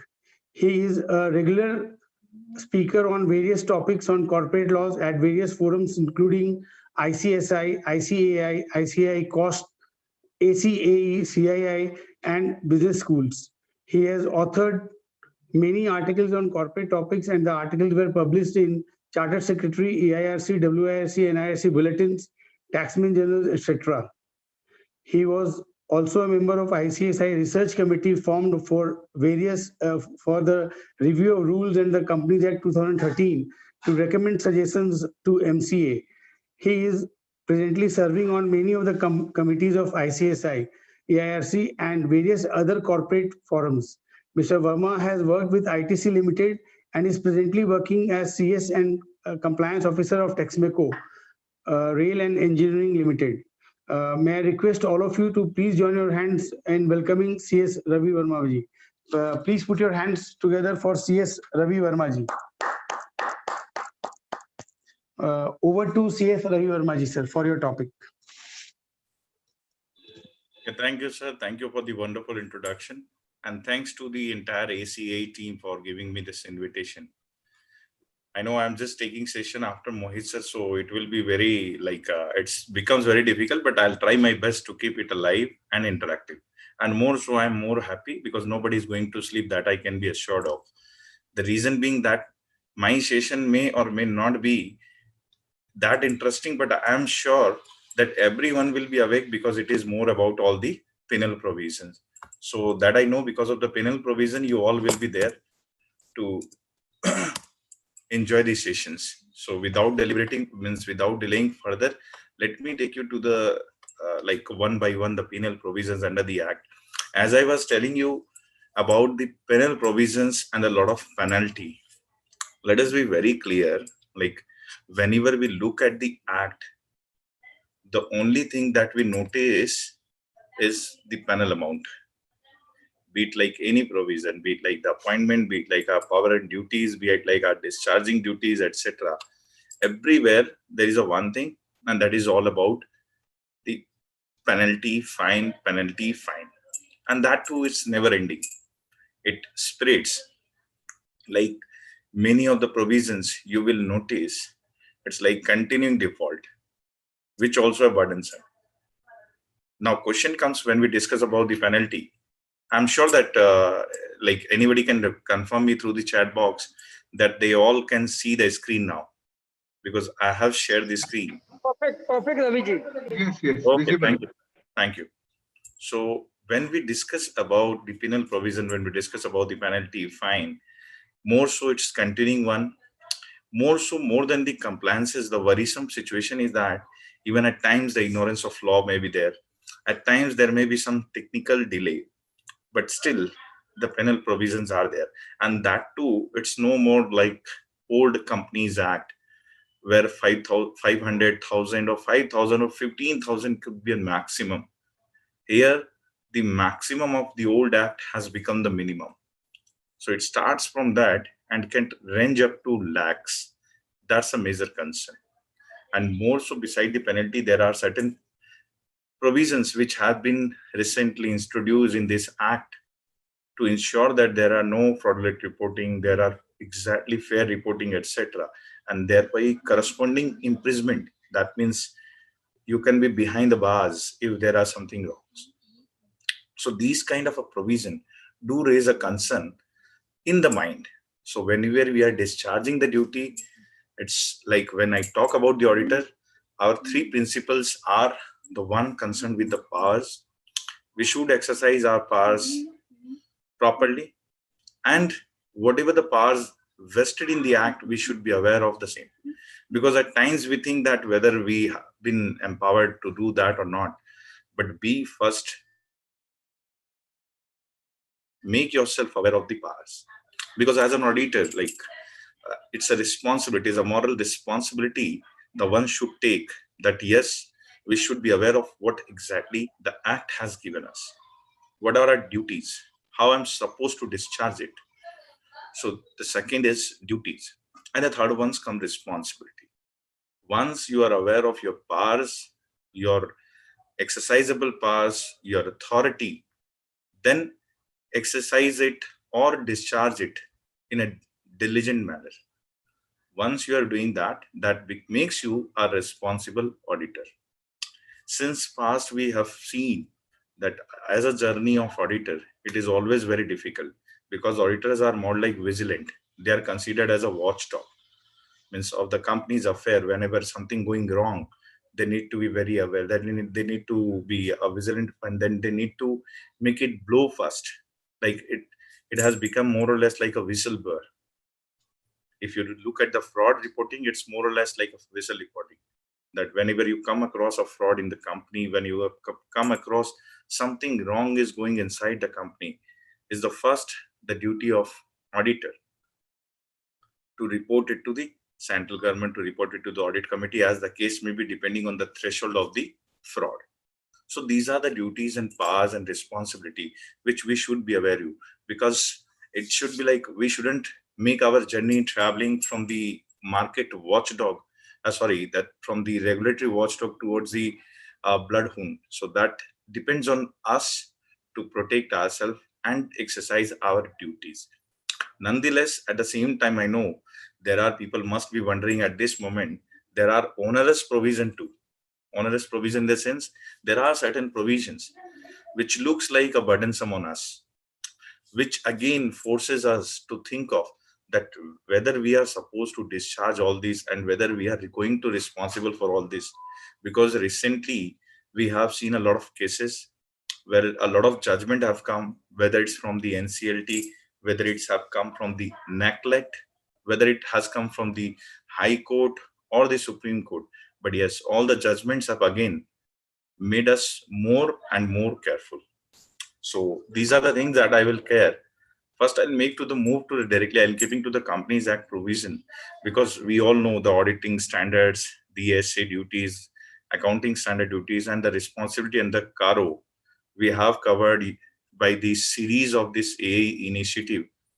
So I will try to deliberate more on the act portion. So I'm keeping it confined to that and making you aware of I know that we all are aware of this, for the information that what are the powers. The powers of the auditors are correctly envisaged under section 143 of the Companies Act, which says that as an auditor, we have all the rights to access at all times the books of accounts and vouchers.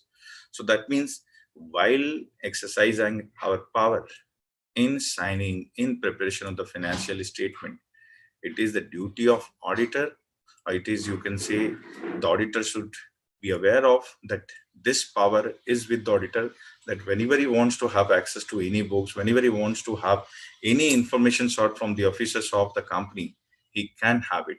Because the second power which says under 143 is that they are entitled to inquire from the officers of the company such information or explanation that he needs necessary for the performance of his duty.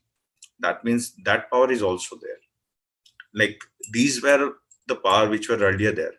Post this, recently through the amendment, the ministry has introduced that, in fact, as far as your consolidation of subsidiaries and associate companies accounts are concerned, means when I'm thinking of consolidate those associate and subsidiary, even if I want to have the access records of those subsidiary and associate, I can. That means not longer I'm limited it to the particular company. Maybe I'm the auditors of the holding company, but then this power is for the subsidiary and associate company as well. So why I'm focusing more on that? Because now if you look at the litigations, major cases are coming from this point only, where we are not exercising it properly. Why? Because the reason being only one. Like in some cases, auditor cannot plead that I was auditor of an holding company, and so I have limited my inquiry or limited my informations to that company. If you are saying so, if it is a plea by the auditor, then you are the guilty of misconduct. You are not discharging your responsibility in a manner you are supposed to. You have not exercised your diligent care. You have not exercised your power under the Act, and you have not reported a fair statement. That means, again, it's a misstatement. So these are the power that one should be aware of, that what exactly the powers of the auditors under this Companies Act 2013 is. That is all about the section 143, which deals with the powers of the auditors. Once you are aware of this power, there are a lot of duties. Under the duties, I'll just show you some of these, because beside this, there is a one major duty which is about the CARO. So once the CARO is applicable, that reporting also comes under the gambit of the auditor's duty.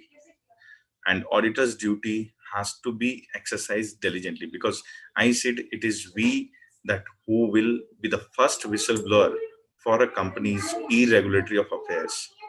So how that they are exercising their duty, if you look at the points I've covered, because the auditor's role is involved in the reportings of loans, advances. They are also supposed to report whether the loans and advances have been shown as deposit or not.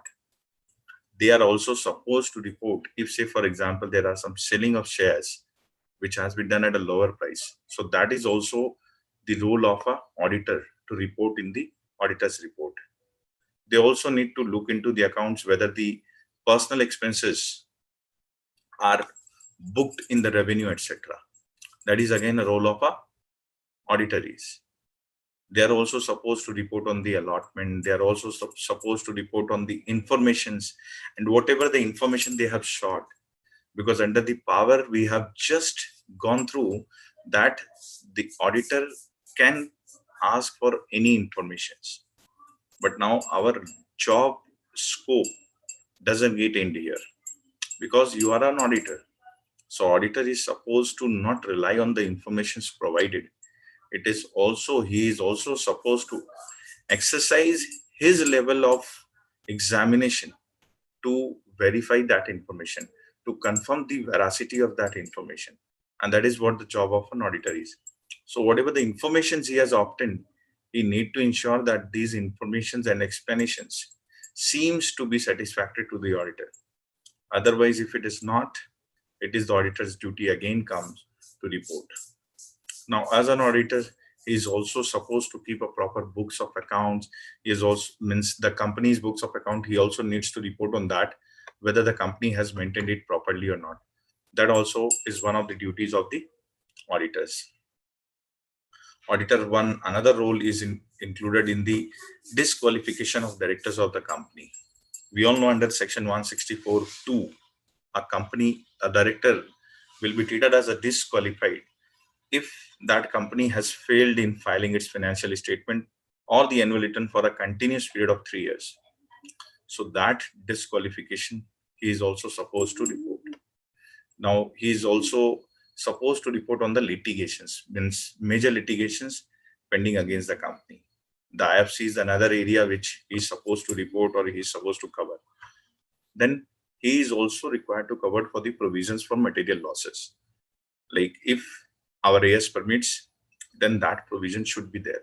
And that examination is again auditor's duty. What I'm saying is auditor's duty, you know, that if you look at the recent cases which we are going to discuss today, ILFS, in between, I'll keep referring those ILFS points so that when we'll discuss the ILFS, it will become very easy to understand what exactly the flow was. In ILFS also, they have held the auditors responsible for many things like misstatement. They have also, like in SFIO, their initial report, they have also held them responsible for not making the provisions. So these are the things that auditor is supposed to discharge properly. Now, auditors is also supposed to report on the amount they have transferred to the IEPF. That is again only limiting to the amount and not to the shares. So whenever you are reporting your report, you also covered whether the company was required to transfer any amount to IPF and not relating to dividend. It covers all like IPF, the dividend unpaid or unclaimed maturity of deposits, maybe unclaimed or unclaimed debentures. So whatsoever remaining unclaimed and which is required to be transferred to the IPF, that reporting should also be there in the auditor's gambit. So these are the few major areas which I thought before discussing the penal provision, because before we feel like that, yes, there exists certain kind of a provisions or which makes us a bit turbulent, let us know our power and duties. So I limited or restricted it, again, reiterating my words, to those portions of the Companies Act.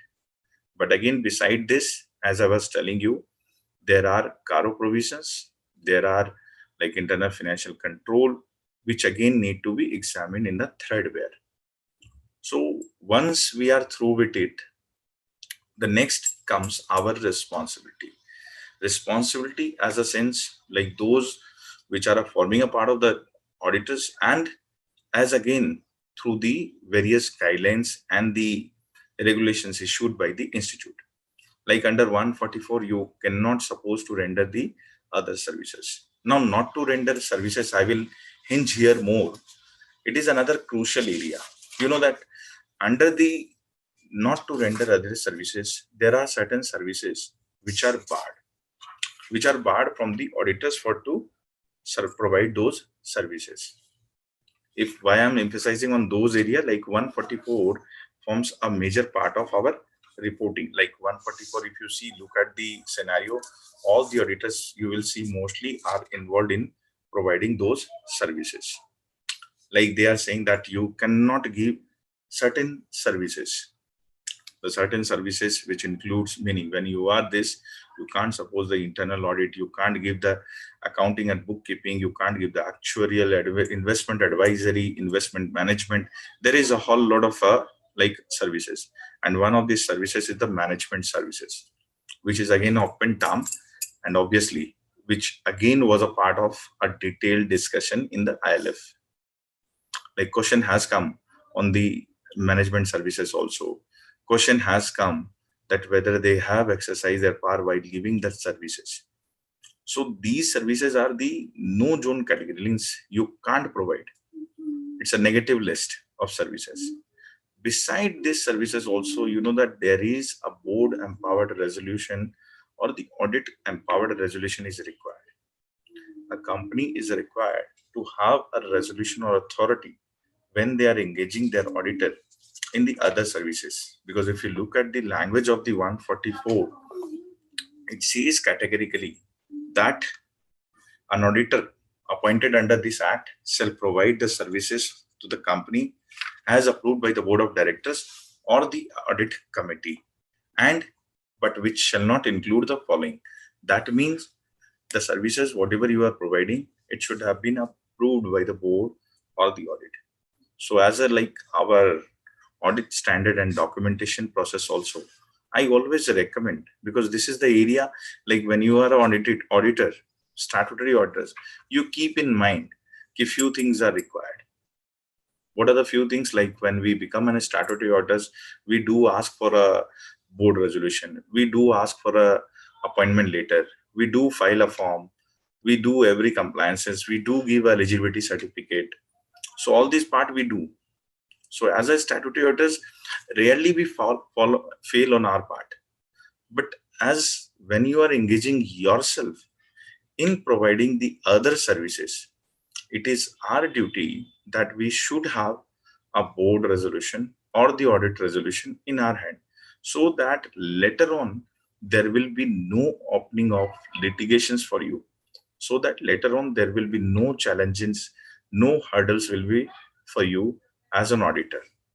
So this is the one area where you will be very cautious about that. The second is a fraud reporting. Fraud reporting, I'll not go into the detail, because we all know under section 143 and subsection 12, it is a duty of our auditors to report the fraud.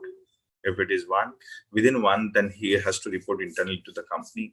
If it is more than that, he will go to the internal audit committee and board, as well as he is under the compulsion to report the same to the central government. So that is his role in the fraud reporting. And it is his duty that despite being aware of this fraud through the other auditors or not, whether the other auditors have reported it or not, as a statutory auditor, he is supposed to report on that. So that is another area.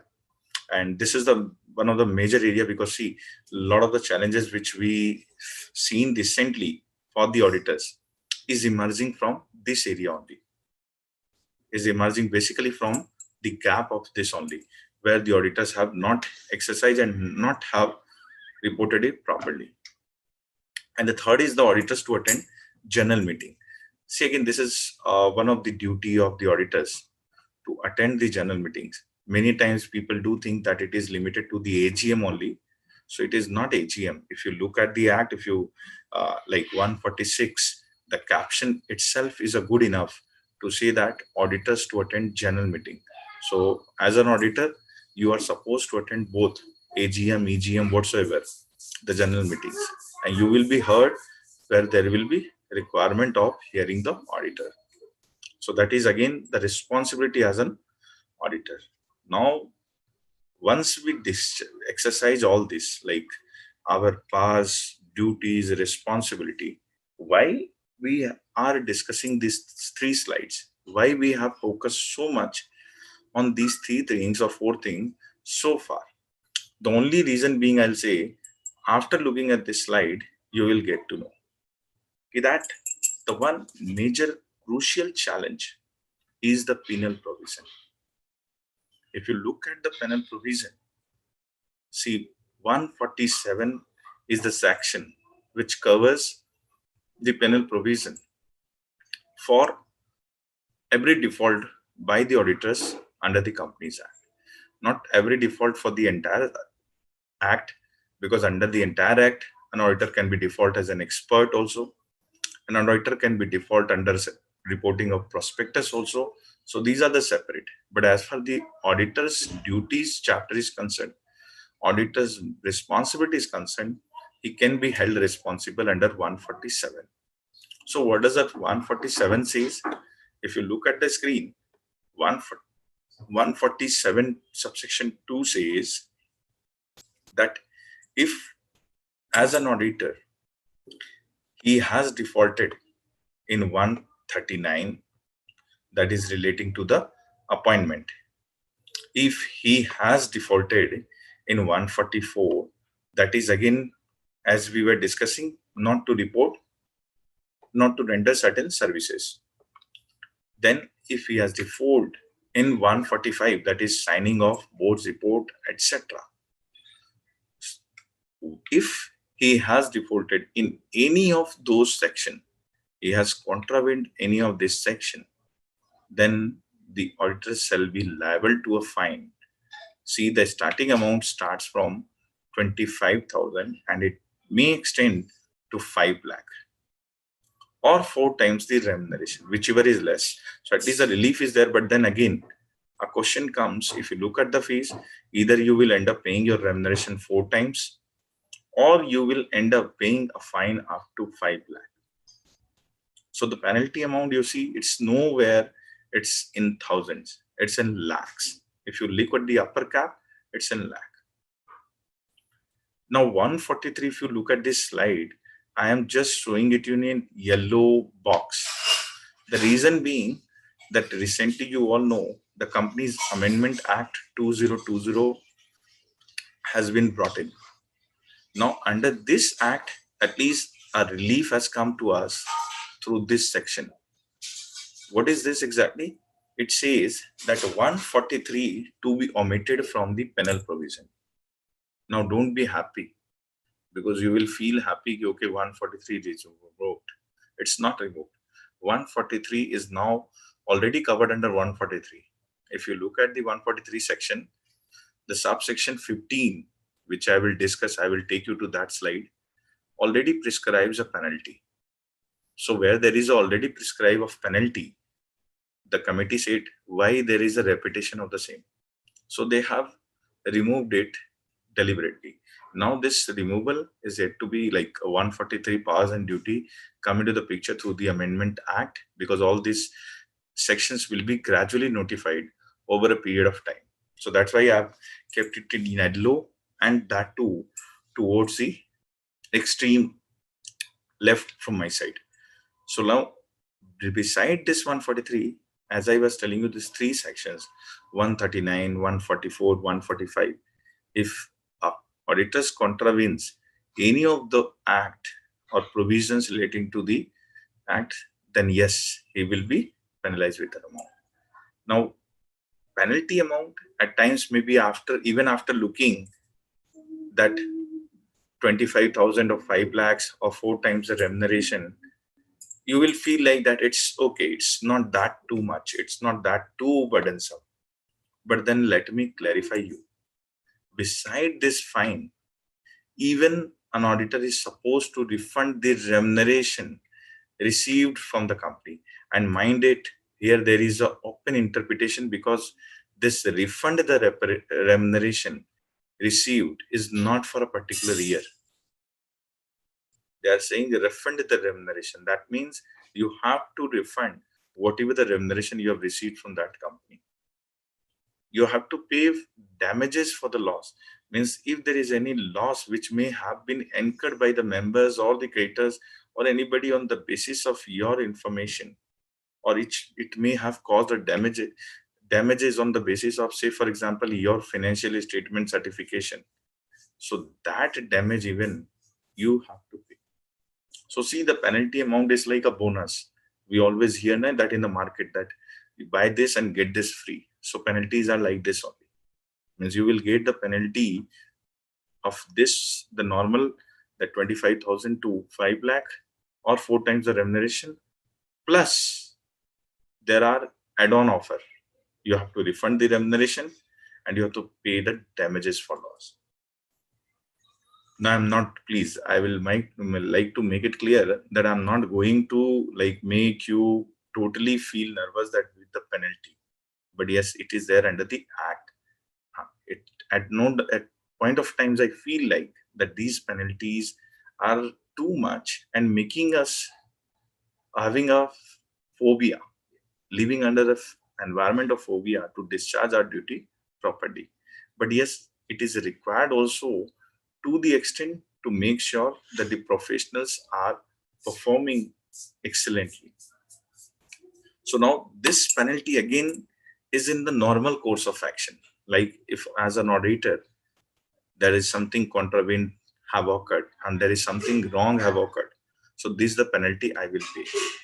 Now say for example, if knowingly, means if I was aware of this and intentionally I contravened the provision, so then the penalty, the fine amount will start from 50,000 and it will go up to 25 lakh or 8 times the remuneration.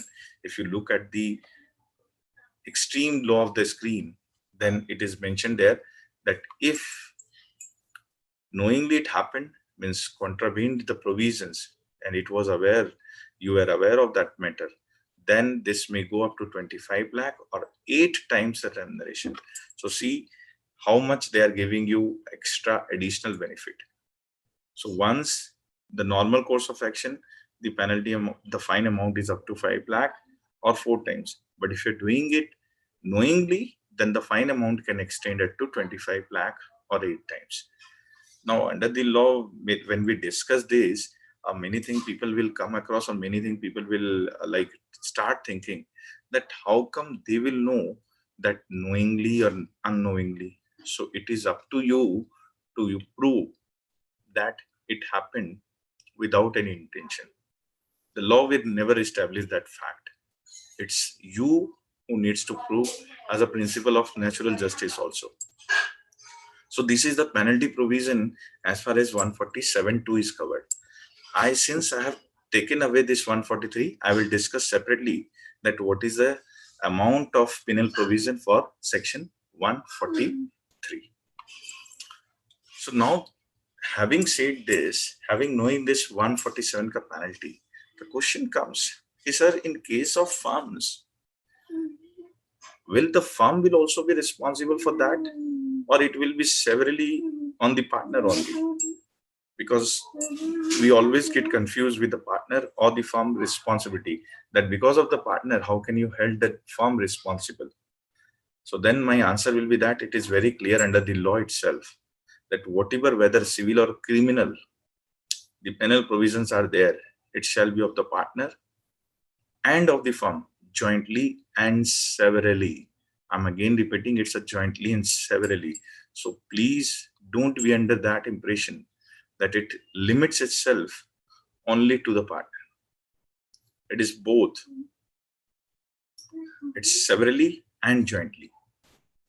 Now, in case of a fraudulent manner, where there is a criminal liability, not civil, when there is a criminal liability and there is a partner who was involved or who acted in the fraudulent manner, then the penalty can be restricted, the amount can be restricted only to the partner who is involved in this kind of an act. So again, if you look at the scenario, again, it's more fearing. Just have a look. It's saying that if it is both civil or criminal, अगर आपके ऊपर civil and criminal penalty both हैं, then it will be equally, means the partner and the firm both will be responsible for the purpose of paying this amount or for the purpose of penalty under the provisions or penal provisions under the act. However, if there is a criminal liability and where it is established fact that there is a partner who has acted in a fraudulent manner, then only it will be on that partner. So in that case, the firm will not be responsible for the same. But except for this, in all other cases, it becomes severally and jointly. So while we are as an auditor firm also, it's a collective responsibility. The principle of collective responsibility applies here whenever we are acting together as a body of individual or as a body of association. So as a firm, it's a liability on both the side in all other cases. Now 143, as I deliberately told you, that since it is getting removed from there and you people got so happy, so nothing to be happy about. It has come, it is already there, not come, it is already there in the section 143 subsection 12, that if the auditor doesn't comply with the provisions of subsection 12, so that means subsection 12 is all about fraud. So if it doesn't comply with that, he will, in case of a listed company, he will be liable to a penalty of 5 lakh. And in case of any other company, he will be liable to a penalty of 1 lakh. So see, just a penalty amount is fixed here, nothing to be. Now, since I've mentioned this penalty provision and fine, so I will just like to take 1 or 2 minutes to just brief you. We'll take you to the back slide and just see here in this slide, I was mentioning about the fine. And now I'm just saying a direct amount of penalty. So is there any difference? Yes, we all know we had a lot of discussions on this when the ministry initiated the decriminalization of offenses, making many provisions, converting many provisions from fine to penalty. Why? Because once it is a penal provision, means when there is a penalty fixed on it, it comes to the in-house adjudication mechanism. It comes to the in-house adjudication mechanism. That means IAM, whereby they directly settle the matter. Like say, for example, where there will be in adjudication mechanism is all about the power given to the officers not below the rank of registrar, and which is given under section 454 of the Act. And what does that say? It says that the officers will be appointed by the ministry. They will exercise their power under the Act. And what they will exercise their power? They will issue the so-called notice. They will ask the company or the person in default to pay the amount. Once it is paid, the matter will be settled. So that means no more clogging to the RD office, no more clogging to the NCLT office, simply in-house adjudication mechanism, IAM. And that is why they've mentioned it a penalty. So it has become a penalty provision. Again, it has come through the Amendment Act from the fine to the penalty provision. So here, if there is a penalty, it is simply needs to go to the in-house adjudication mechanism. However, in case of fine, which we have seen back last 2 slides, where there is a fine amount is involved from 25,000 to 5 lakh, etc. So in fine amount, we need to go for the compounding of offenses with the registrar, with the RD. Because why? The reason being, under the 441, the NCLT compounding is only required when the amount exceeds 25 lakh. Up to that threshold, it can be dealt at the level of RD. So in those cases, you will go for compounding. Compounding means you will go, because it is an arbitrary right. Compounding is a settlement mechanism, which is more like arbitrary. So there is a range of fine based on the quantum of your offense, based on the nature of offense, they will decide and will settle the matter. So that's a compounding. And here it's an in-house adjudication. So once you pay the fees, once you make the good default, the matter is settled.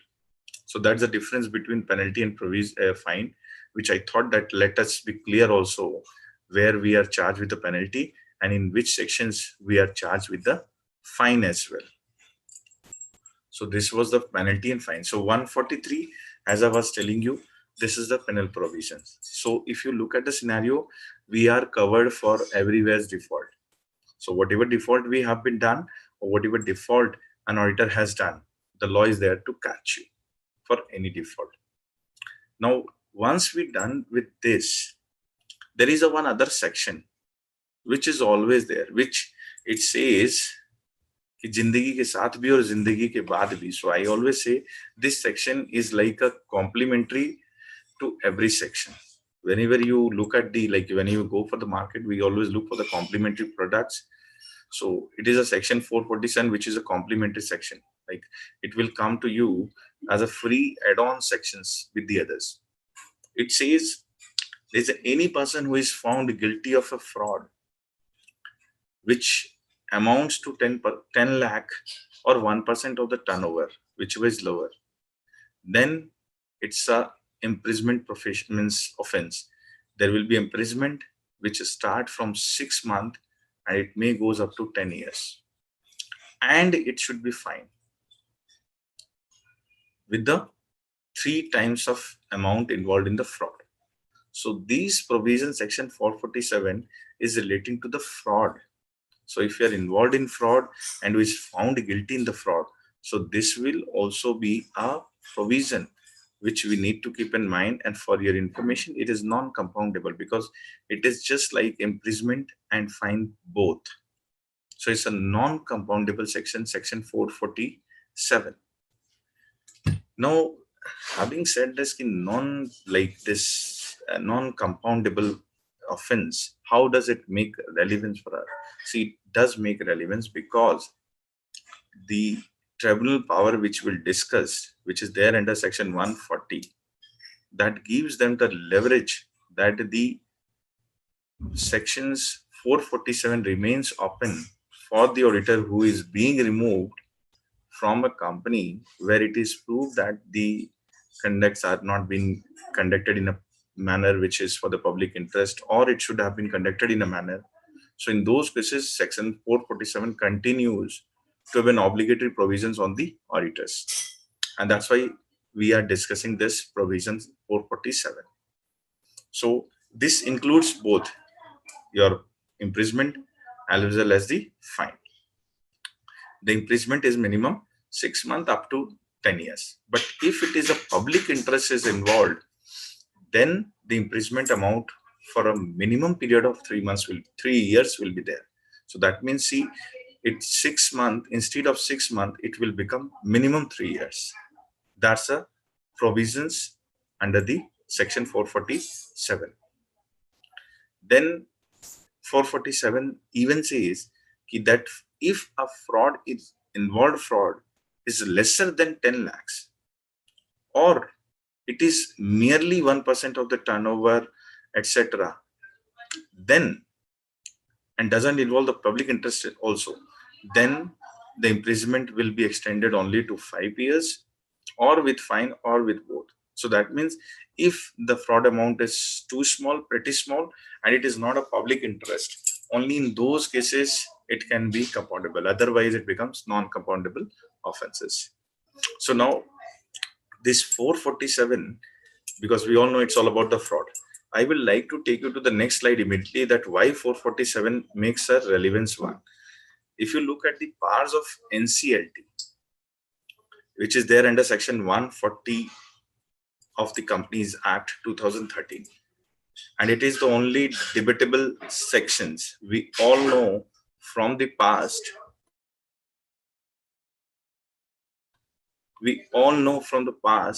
that 140 is the section which has been in discussion since long.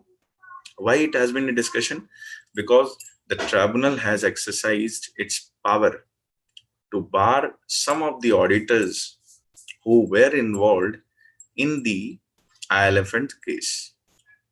Post that, a question started that whether the tribunal has a jurisdiction or not.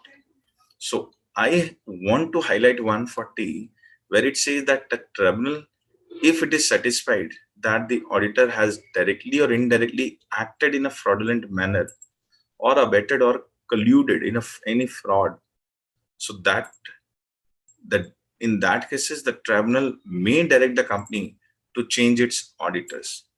And further, the auditor against whom the final order is passed shall not be eligible to be appointed of any company for a period of 5 years. That means debarring that auditor from becoming the auditor of any other company for a period of 5 years. And the auditor shall also be liable for action against 447. That, see, that 447 is still alive. So 447, that's the reason I was telling you that it's a complementary section, which is there as an add-on, free. So this is the reason of mine highlighting 447 again and again. So that is all about the fraud reporting. Now, again, there is one more sections where it says that if we fail to intimate the resignation also, like there we all know that an auditor may resign, but then after resignation, you need to file a form ADT3 within 30 days of resignation, and you have to file that form with the registrar. Once you file this form, this is the adequate compliance, or you can say absolute compliance. But if you do not file the form ADT3 within 30 days of so, then there is a penalty of 50,000 or an equal amount to the remuneration, whichever is less. Obviously, there might be cases, say for example, the remuneration may be much lesser than the 50,000. So in that cases, the remuneration will be the penalty. Again, here is a penalty. I would like to emphasize the word used is a penalty, not fine. So penalty, when I'm talking about the penalty, it is again a subject matter of in-house adjudication mechanism. So there will be a penalty of 50,000 or so, or the amount equivalent to the remuneration, whichever is less. In case there is a continuing default, then there will be a penalty of 500 per day. But then there is a threshold. Thankfully, a cap has been introduced stating that a maximum of 2 lakh. Again, that has been introduced by the Amendment Act. Earlier, this cap was not there. So it was on open-ended. So that means if I default for number of years, maybe by the ignorance of law also, then in that case, I will be required to pay 500 for every such defaults for every day. So that means even if you don't file, I get a surprise also at times. Say for example, like this is like again quorum within a court, that at times there are technical failure on the system. At times the system is not working. At times the site is not working. So in those cases, charging this penalty looks like irrelevant, because might be I have delayed by it for 1 day. But if the system is not working for another 2 days, so that means you are charging me for total 3 days. You will say 1 day you have defaulted and 2 days the system was not working, but again, it is your fault. Because once your fault is started, now your meter is on. So it's like a taximeter, more faster than the taximeter. So every day the 500 will accumulate in your bucket to pay it, filling the intimation of resignation. So the auditors, while getting appointed, may not be that serious, but while you are resigning, you need to be very serious about reporting such resignation intimation. And that's because that comes on the auditor. The appointment falls on the company. There are certain penal provision which falls on the company, and there are certain penal provisions respect to the auditors which falls on the auditors. So 147 subsection 1 deals with the company, and 147 subsection 2 deals with the default of the auditors. So you need to be careful of those defaulter, at least those coming as a direct hit on the auditors. So this is one of the other section which comes on the auditors, while the appointment comes on the company. So that is the intimation of resignation. So these are the power which I was telling you, like these are the penal provision which comes on the auditors for the various reporting. 147, then I told you about the other section 143. Then we have discussed about the failure to intimate the resignation. The one, as I was telling you, the adjudication of penalty.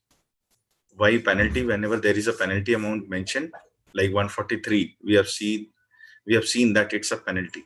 So whenever there is a penalty amount, be assured that it will be through adjudication.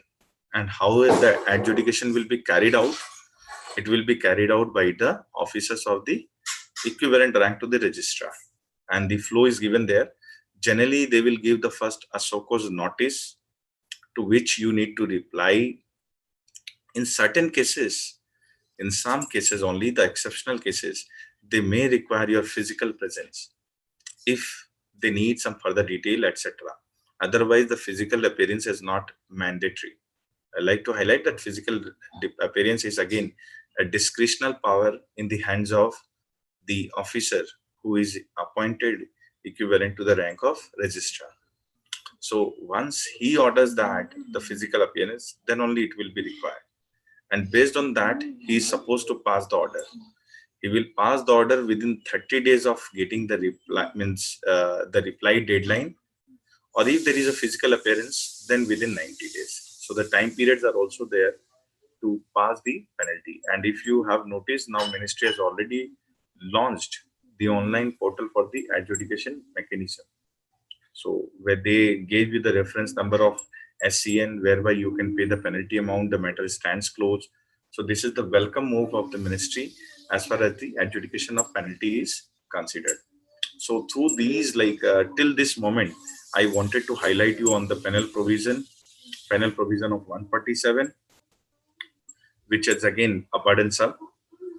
It may be up to 8 times the remuneration in case the auditor is involved knowingly. We discussed 143, the penalty relating to the fraud reporting.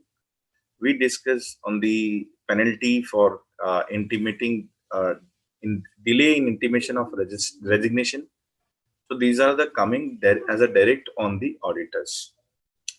Now I will take you to the ILF case. What exactly the mixed thing that happened in this ILFS case, like how it happened and what is the flow. Most of us are aware of this background entire, but still I would like, for the sake of brevity for the entire people who all are participating here, to understand more on thoroughly that what exactly happened. See, ILFS all about the worriness of the ministry was with the mismanagement, the irregular affairs of the company, and the certain information of misstatement or misappropriation of the information represented to the public at large. Though you know that ILFS group is a very big group which has having in its cascade the ILFS financial services, ILFS network services. So these companies are forming a part of ILFS group. Why ILFS group was becoming so much a big news? Because we have seen a lot of scam in the past also in India. We don't need to quote them, but then many of the few last scams have thrown a challenge on the ministry, have thrown a major challenge on the ministry to take care of all the measures or to build as much as maximum provisions on the professionals. Now, perhaps what I believe is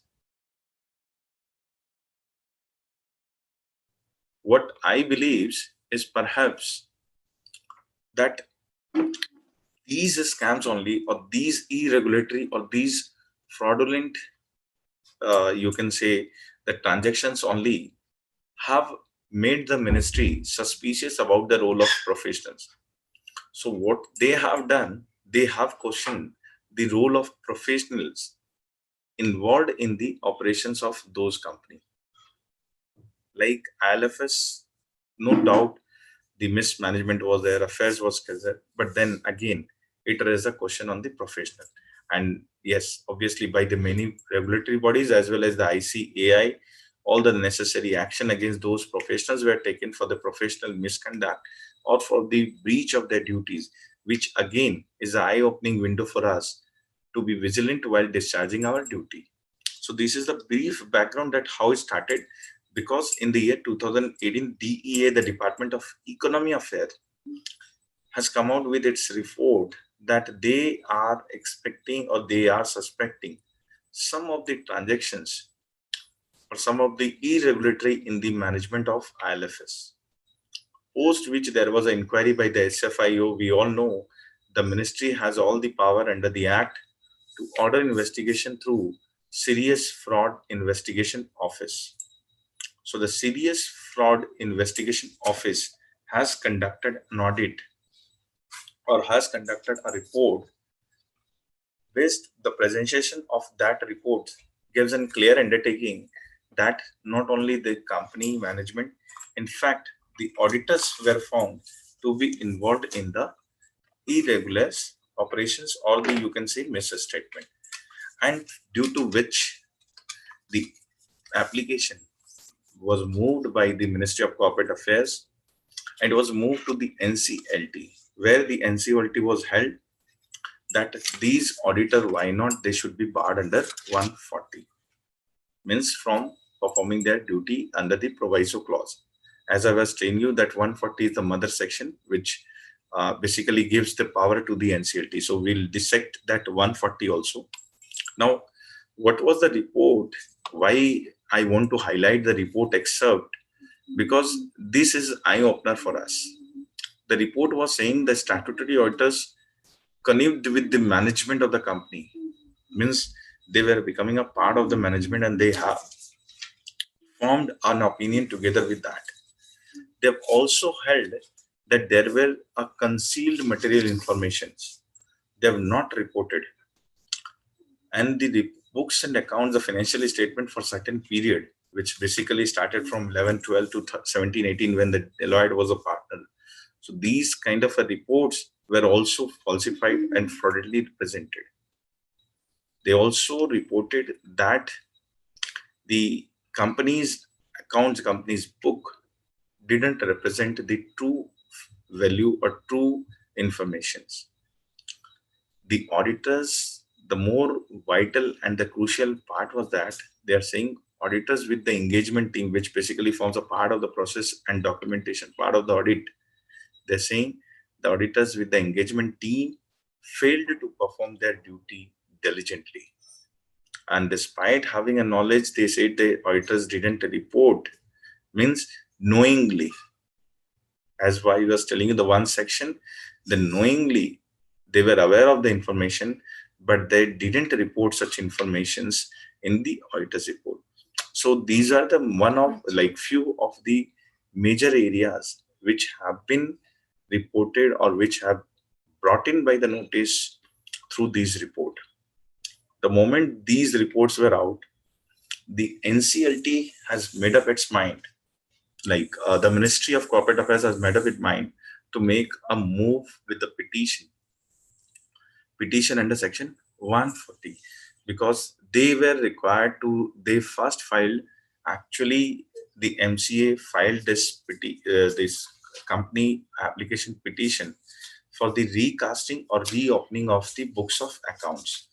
So these power they have exercised under their section 130, which gives the power to make the application for reopening of the accounts because of the irregularity. So 130 and 131 they have exercised, and through which they have also exercised their power under 140 for seeking actions against those auditors. So this is the basic background of the ILFS case. So if you look at the entire scenario, how it has went on, first the Department Economy Affairs reports was there, SFIO finding has come out, based on which October 2018, the NCLT has made a move with the application, post which there were another final reports from the ICAI, the institute also, and the SFIO as well, means exaggerating those facts of the negligence of the duties of auditors. Finally, on the 1st June, the NCLT has come out with this order. Thereafter, the ICAI has also reserved its decision against those auditors, because the ICAI has also find those auditors the guilty of misconduct. The journey didn't get end here. I will discuss definitely on the key takeaways, but first we are just discussing the flow. So this is the basic scenario that started. The post that 1st January 2019 NCLT verdict also, it continued. It doesn't get end there, that it has ended. As we know that we have a lot of courtrooms to fight and all. Once this actions on auditor was decided, there were the auditors moved on miscellaneous application, whereby through this miscellaneous application, 9th August 2019, it was rejected. Again, those rejected this actions, the auditors have chosen to make a different move, and they moved to the High Court of NCLT also, then NACLAT also there was an application made. The High Court also, the judgment was, the application was made. Finally, the High Court, the Bombay High Court, as we all know, has decided that NCLT has no jurisdiction in deciding the role. But however, they have upheld the constitutional validity of section 140 and subsection 5. So that I will discuss now. So this was I'm giving the flow, and recently post Bombay High Court decision, as you all are as you all are aware, that the litigation in our country is never going to stop. So once it came in the favor of UK in sort of favor of the auditor firms, then the ministry has moved to the Supreme Court. Supreme Court challenging the decision of the High Court. Now the Supreme Court didn't stay the decision of High Court, but the final verdict is yet awaited. So this is the brief outflow or the chronology of the entire sequence or the event, what happened. Now I'll discuss some of the key takeaways so that basically the more things picture will be clear in mind. So those who might have missed my quick flow, I'll just give you a slow brief. I don't know, just a minute. I'll just give a slow brief flow about the sequence that with the Department of Economy Affairs report, it was presented, and then SFIO investigation was ordered. Based on the report of SFIO, where it was found that yes, the mismanagement, misrepresentation, the falsification of books and accounts is there, the MCA has moved to NCLT in the October 2018. And then thereafter, some final reports were there from the ICI, SFIO. Then in the month of January 19, the NCLT has passed its order, and the ICAI has also passed the decision holding those auditors for the guilty of misconduct. That means not performing the duty diligently. Post which there were some actions pursuant to the NCLT orders. Thereafter, the auditors have filed the miscellaneous applications in their individual capacity, each firms, as well as the different partners, which on the 9th August 2019, after a thorough discussion, you can say the argument was rejected by the NCLT. That means it was the decision of the action was continued to be upheld by them, the NCLT. In between, there was again and again, it was moved to the NCLT, NACLET, pending the decision of NCLT. NACLET didn't pass the verdict on 140 because being the matter under consideration for the NCLT. Thereafter, it was moved once the 9th August 2019, the all miscellaneous application of auditors was rejected. They finally chosen the path of court, the Bombay High Court, where the decision came in the favor of the auditors that it can't be that onerous on the past auditors. Like the 140 was interpreted very well in those NCLT and High Court cases. Once the High Court has come out with this, MCA has decided to move to the Supreme Court. However, Supreme Court didn't put stay on the Bombay High Court decision. While the matter is under consideration, but then they chosen not to put a stay on the Bombay High Court decision. So this is the flow of the event that goes around this case. Now, as I was saying, all is all about 145. So before I will tell you the key takeaways of NCLT judgment or the High Court judgment, let us be aware of the 140 and subsection 5. If you read it, it says very clearly, if it is satisfied that the auditor of a company has whether directly or indirectly acted. So that means, yes, obviously the first is that his involvement should be there. He should have been involved, acted in a fraudulent manner or abetted or colluded. That means, yes, his involvement as well as might be he is a privy to that or his involvement through some other channel. If it is there, then the NCLT may direct the company to change its auditor. To change its auditor, it was interpreted a lot in the NCLT that the word changes auditor. That means this only remains open to the present auditors.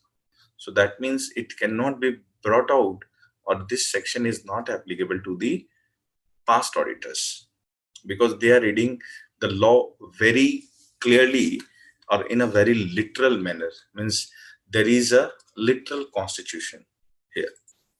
The second proviso, the first proviso then says, provided that if application is made to the central government and tribunal is satisfied that any change of the auditor is required, then they shall file within 15 days of the receipt of such application, the order should be made that he shall not function as an auditor. Again, the auditor side has pleaded that he shall not function. That means clearly the continuing one, because otherwise you can't use this word for the past auditors. So that again comes on the present auditor. Then this is further that auditor, whether individual or firm, against whom the final order has been passed, shall not be eligible to be appointed as an auditor of any company for a period of 5 years. Now this left the open room for a discussion for various rounds. See, both sides have a both different version, and our law is very clear. The law, it is very rightly said that if a language used in the statute can be construed widely so as to salvage the remedial intendment, the court must adopt it. So that means where there is a very clarity from the law, where there is a first principle of literal construction is there is no ambiguity, you can't apply or you can't use any other method of interpretation. So that is what was held in both the discussion rounds from both rounds. The one says, like the uses of words to change its auditor, he shall not function. These clearly indicate, and to our mind also, if we read these words again and again, it will clearly indicate that it means it relates to the present auditors and it cannot be the past. The another principle is that if it is relating to the past, then it becomes again the retrospective. And again, retrospective law cannot be brought in overnight. Means if the law is retrospective, then it has to be passed through the proper channel. Now, the government side, they have a differently. They says that if you read this 1956 Act vis-a-vis 2013, you will see these sections have been brought in with the mind frame to catch the professional responsible or to hold the professional responsible. Not only this, the other side, they also have the another thing in mind. What is another thing? The another thing is that they are saying the proviso clause was not initially there in the first draft. Later on, with the developments of the fraud, developments of the scam, they have brought in those provisions. They have introduced the proviso clauses, and the proviso clause is built up with the intention to make the auditors responsible. Now the third para, they are saying the second proviso, which looks as the third para on your screen, the government says it is a punishment, because if the auditor is guilty, then the punishment is that he shall not be eligible. So it is used as a punishment, right? That is what the view of the ministry is. The Ministry of Corporate Affairs, I mean to say, the ministry also emphasized on the manner that the word uses of word may, in the first para, if we read again, if it is satisfied that the auditor of a company has whether directly or indirectly acted in a fraudulent manner or abetted or colluded in any fraud or in relation to the company or its director or officer, it may by order direct the company to change. That means it reserves the right to modify, whether it's a change, whether it's a removal, whether it's a regarding the past auditors as well. So they are reading it that way. The law has law is like a coin. It has two different sides. One reads the another one, the other one reads the other one. But basically, to our frame, when as a professional, if you ask me, professionally, it is very clear that law is meant to serve the living society, and it should not become it should not be the one's arbitrary mechanism. So that means it should keep the spirit of socialism alive amongst us, and that is what the first principle of law is. Whether it's a penal provision, whether it's any other obligatory provisions on anyone, be it officer or the company, it should be framed in such a way that it should make them more responsible and not restricting them for doing it further in future for any point of time. So it should not become restrictive. It should become alarming.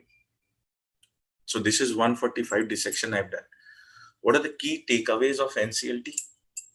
See, NCLT aways, like, what are the decision, why the NCLT held the decision, then held the guilty or direct auditors are responsible. That question will come into your mind, that why, despite all this, we are discussing two sides. We are saying that it may be on the side of auditors as well, because they are also right. They are also using the phrases right, that what is their limitations. It should relate to only the present auditors, etc., which sounds good.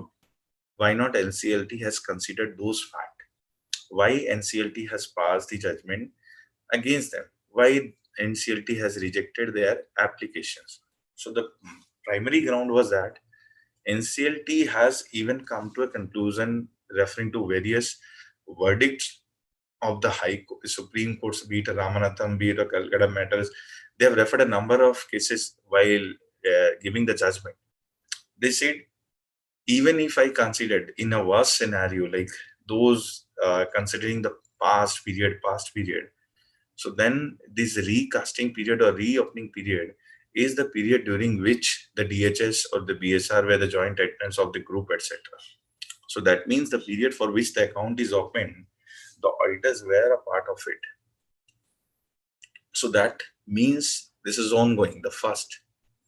Second, they interpreted it, as I said, that the Union of India side represented the fact that the usage of word may gives more liberty to interpret the provision. They were also having the same view that this may word doesn't mean or doesn't confine it to the present auditors only. It may go to the past auditors who have resigned or who have rotated. So it covers them as well, increasing the scope of law, increasing the gap of, means you can say the gap of interpretations. Second proviso, as I was telling you, this is, they are also of view that this is a punishment measure. Unless or until you do not punish, then how come you will make them not to repeat those things in the future? NCLT was of view that auditors could have exercised their diligence. Why the auditors have failed in responding their replying to their duties or in discharging their duties, etc.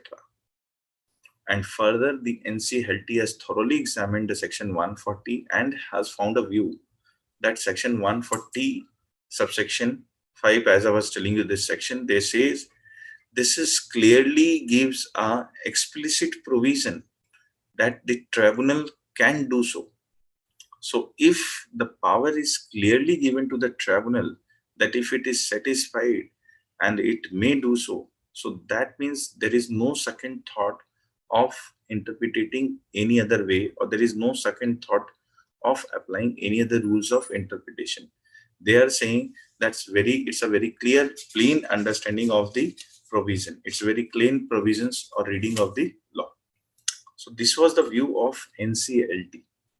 That the reason concerning this, they have kept aside the applications of the auditors and rejected it. Now, when they moved to the High Court, surprisingly, they got the reverse side. Now, why they got the reverse side? The reverse side they get because basically one factor. High Court has come out with the, you can say, the lucid manner and a very clear understanding that what exactly the role of NCLT is there as far as the auditors are concerned, and what are the auditors' duties are also there as far as their discharging of responsibilities concerned. They said, first, for example, the professional misconduct of a chartered accountant or an auditor is again a subject matter which can be taken up by the institute or which can be taken up. Already we know the NFRA is there, National Financial Reporting Authority, which is there, is having its own power now, section 132. And in this case also, LNFS, we all know in the end of July, the NFRA has gone so strong and has taken against on all the three partners there, debarring the two for the period of 5 years from the audit and the one for the period of 7 years. Though again, their matter also they have challenged in the Delhi High Court, which is again pending.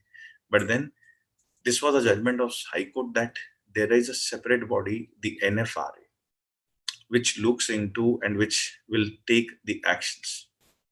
So the NCLT doesn't need to inquire into the professional misconduct.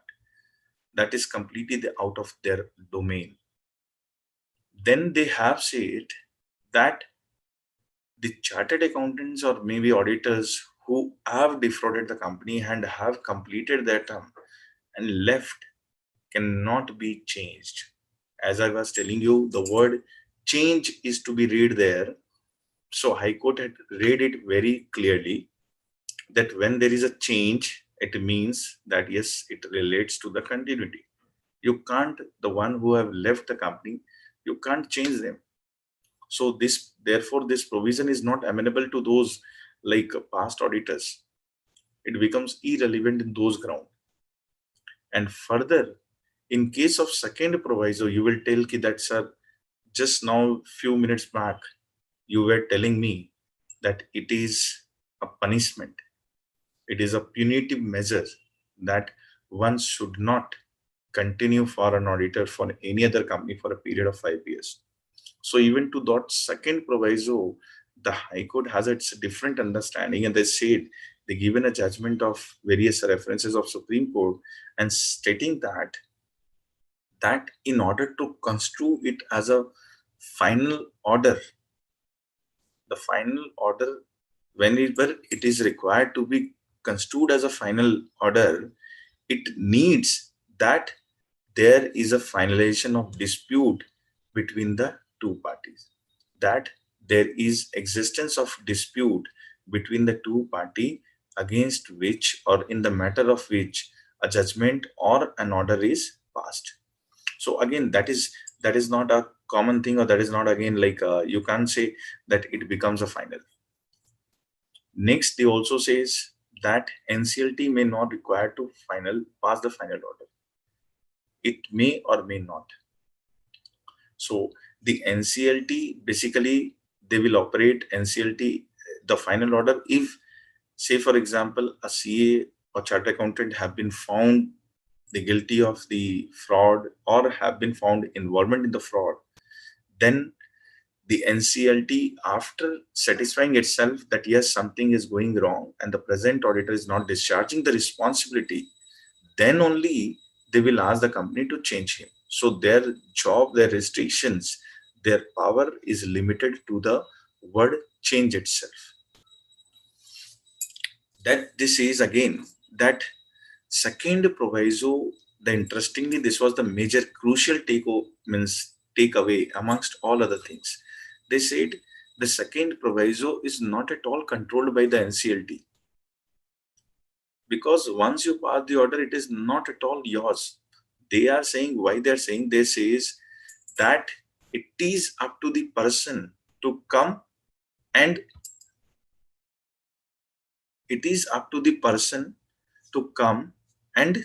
conclude the matter. I think the last 2 points are repeated here. I will, in any case, after this session, I'll send you with the updated one, because in their judgment, the more so important rule is that they are saying the auditor, whenever found guilty, or the auditors, whenever been held responsible, if at all during the hearing or during the matter going on, if they defend themselves, they neglect their duty, they do not admit to such defaults, then the second proviso becomes active only. In simple way, they are just saying that, say for example, you have found something wrong, the auditor is coming and saying and admitting that yes, it's something going wrong, and they are resigning post to that. Even if the auditor is resigning consequent to the initiation, knowing that something is going wrong, then they're saying there is nothing wrong which provokes the NCLT, or there is nothing like, sorry, in fact, there is nothing right which provokes the NCLT to invoke the second proviso of this section. Why? Because when a chartered accountant, the auditor is stating the fact that yes, if I am becoming aware of the information and they are cooperating to your inquiry or investigation, you can't initiate action. You can't take the actions on those auditors. So they are saying the second proviso is not at all controlled by the NCLT. That remains out of the domain of NCLT, who passes his order only limiting to the change of order, because the second proviso in the High Court judgment is basically a deeming provision. It's called a deeming provision. That means once it is an established fact before the other two, then it becomes already an auto-generated clause which has to be applied on the auditors. And you cannot hold the auditors to invoke the second proviso immediately on your finding. So that again remains a question mark by the High Court judgment that gives NCLT a complete power as far as the change is concerned, but excluding the NCLT completely from the operations of the second proviso. So in short, if ask you nutshell that what exactly their view was, the High Court view was, it was very clear that once the auditor has resigned or removed, or left, then there is no question of coming with this 145. Now question comes, say for example, if not rotated, not resigned, if by way of rotation they are not continuing in the office. So that is what also interpretation is coming from the High Court judgment, because they are saying as long as the auditor is not associated, that means even if they left or if they have rotated under the law, as we know that nowadays directors are required to be rotated in certain threshold in case of a public as well as a private company also. So in those cases where they have rotated themselves, then in there they will be required to, in those cases of rotation, they will be out of the purview of this 145. Now, once this major challenge, one major order for the Bombay High Court judgment has come, that they will no longer be in the role, they will no longer be required to considered in the gambit of this 145. Question comes, who all will be covered under 145? See, 145 will cover all the existing auditors. That will continue to be covered. Then question comes, is this verdict is the final verdict? Yes, this verdict so far seems to be the fair enough, rational one. However, the ministry has challenged it before the Supreme Court. Now, Supreme Court on the 16th June 2020 has again come out with, firstly, they didn't stay the Bombay High Court judgment, though the matter has to be taken up, but they kept the Bombay High Court judgment means active. That means I stay on the NCLT. So they didn't put an end to this. They are in favor, in more so they have so far continued with the decision of the High Court judgment. In between, recently, if you have noticed, the NFRA has come out in the end of July with penal provision, with debarment as well as the penalty on the certain partners of the auditors firm. Now the question comes, what are where the major grounds on which the NFRA has again framed its ground? The major grounds, if you look at this, I will say, for example, means in my nutshell view, before we summarize the entire thing, the only three grounds or three pillars have formed the complete negligence, or you can say the gross negligence or the guilty, because there is a judgment also in the earlier law that these words which I have used, the earlier watchdogs or the bloodhound, has now becomes a gross negligence and guilty. So that means under the law, if you look at the nowadays scenario, the litigations, only these three things are there, which has formed the basic principles of violations of duties by the auditors. One is that diligence, that he has not exercised his diligence. So as an auditor, it is our first principle. The second is independence, because see, in many cases these cases, we couldn't have that much of deliberated time also, and that it needs lengthy 2-3 hour session also to discuss this, how the BSR and how this Deloitte, the few of the partners of the Deloitte were also the partner in the BSR. Then BSR and Deloitte used to be the joint statutory auditors for this company. So there needs to be complete independence. Unless or until the materiality or the material of independence is established, the auditors cannot be supposed that he is discharging his duties diligently. So that independence should be at arm's length. In fact, now we all discuss social distancing. Social distancing has to be kept in. So the auditors, I guess, as an auditors, this principle is utmost importance. They need to maintain a management distancing. That should be there to exercise their independence. Then next comes on their responsibility. See, everywhere we generally, whenever under the lacuna, under the law, when we find some lacuna, we always put a question mark on the role of governments, and we always question at times the government's harsh provision.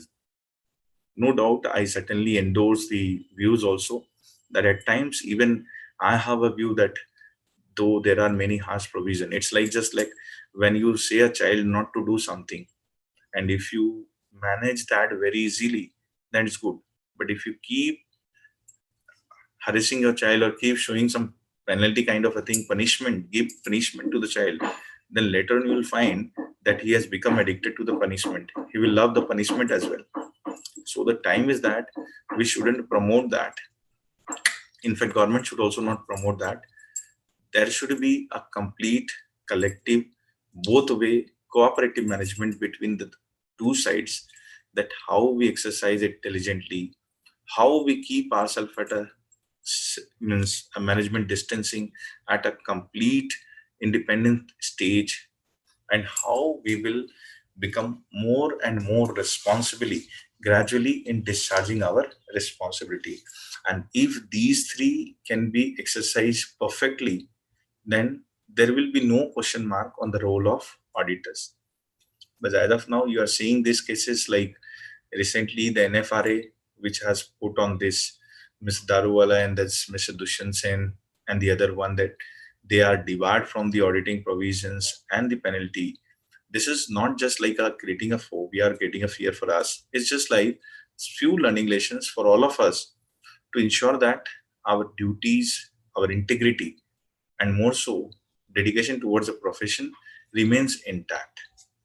So this in short, I tried my best to complete in time as well, whatever the time slot was there, and covering the penal provisions and the ILFS case. I know more difficult it was for me to cover the penal provision because this is the most challenging one and people do not like to love to the penalties. But still I tried my best to cover those things for you. And if there is any questions, answer, whatever there, I leave it to you people and I open it to the forum now. So over to the ACA team. Thank you very much, sir. Thank you very much for a detailed session, and really it is very scary actually. At the same time, it gives us a lot of sense of responsibility, as you rightly said in your entire session duration. Really scary, but it gives us a lot of responsibility. It comes with the responsibility actually. The auditor should discharge its functions very, very carefully. Else you have also taken up the ILFS case in a very, very detailed manner. I just wanted to know, sir, what was the trigger in ILFS? Whether the this DEA has taken a suo motu cognizance, or it was being it was available in the public domain. Information was available in the public domain, and then DEA taken the steps. How it was triggered? DEA has got this clue from the public informations only. There was nothing like that initiated from any side. Okay. The DEA, we all know that the DEA and the monitoring statistical advisory by the RBI, they operate independently. So whatever the information on the public domain are available, they keep punching into their system to keep a track on all these performing sectors, and especially the sectors which is more for the public interest and for the benefit of public at large. So this was a trigger point for this ILFS case. And second, sir, you also mentioned that the matter was also being referred to NCLAT Delhi. So why did NCLAT has not taken any action since the matter was already pending before NCLT? So therefore, NCLAT has not taken any decision. Was that the matter? Like Yeah, it was referred in between relating to the various provision, not only relating to 149 that 140. It was a collective, like it was referred together with the section 241 power, 242 power. It was referred with the power of 130. So the NECLAT, while hearing the matter, they chosen deliberately that this matter being pending with the NCLT, they didn't uh, allow the plea or didn't admit the plea on that ground, while giving their verdicts on the other grounds like mismanagement, where the auditors are not responsible, the powers of NCLT under 241 and 242. So deliberately, you can say the indirect way they have kept it reserved for that. Okay, thank you, sir. Thank you. There is some one question in the chat box. Maybe it is little unrelated. Mr. Prem Khandelwal, Mr. Khandelwal ji, आप हैं? मैं आपको unmute करूँ? You would like to ask this question? Shall I unmute you? Or I can raise, if you can just answer, this is not related to this penalties provision. Mr. Prem Khandelwal, CA Prem Khandelwal is asking, a company is defunct and does not come for audit. What should the auditor do? ADT 3 need to be filed? This is the question Mr. Prem Khandelwal is asking. Yes, sir. That is a responsibility of an audit. Means whether the company is defunct or who is not coming and not, the auditor's responsibility is to file its intimation of resignation. Once he has resigned, there should not be like any continuation or any like misrepresentation that he is continuing with that company. If he has resigned, then it is the duty of auditor to reform to report in the ADT 3. Prem Bhaiya, you want to add something? Like you have still some queries left in your mind? Prem Bhaiya, you are unmuted. Very much. It's all right. Okay, okay. Thank you. Thank you. Thank you. Mohit ji, you want to raise any query? Yeah. Anup ji, if Ravi ji, if you can enlighten on all of us 2 points. Number one, in this judgment, NCLT has come down that the auditor has violated section 144 to the extent that the auditor has rendered management services. And from the order, what we could infer that in the list of management services, the auditor had said that you and your related entities had carried out the following works. Among which one was representation before the CIT appeal or the tribunal. Another was representation for your preparation of tax returns.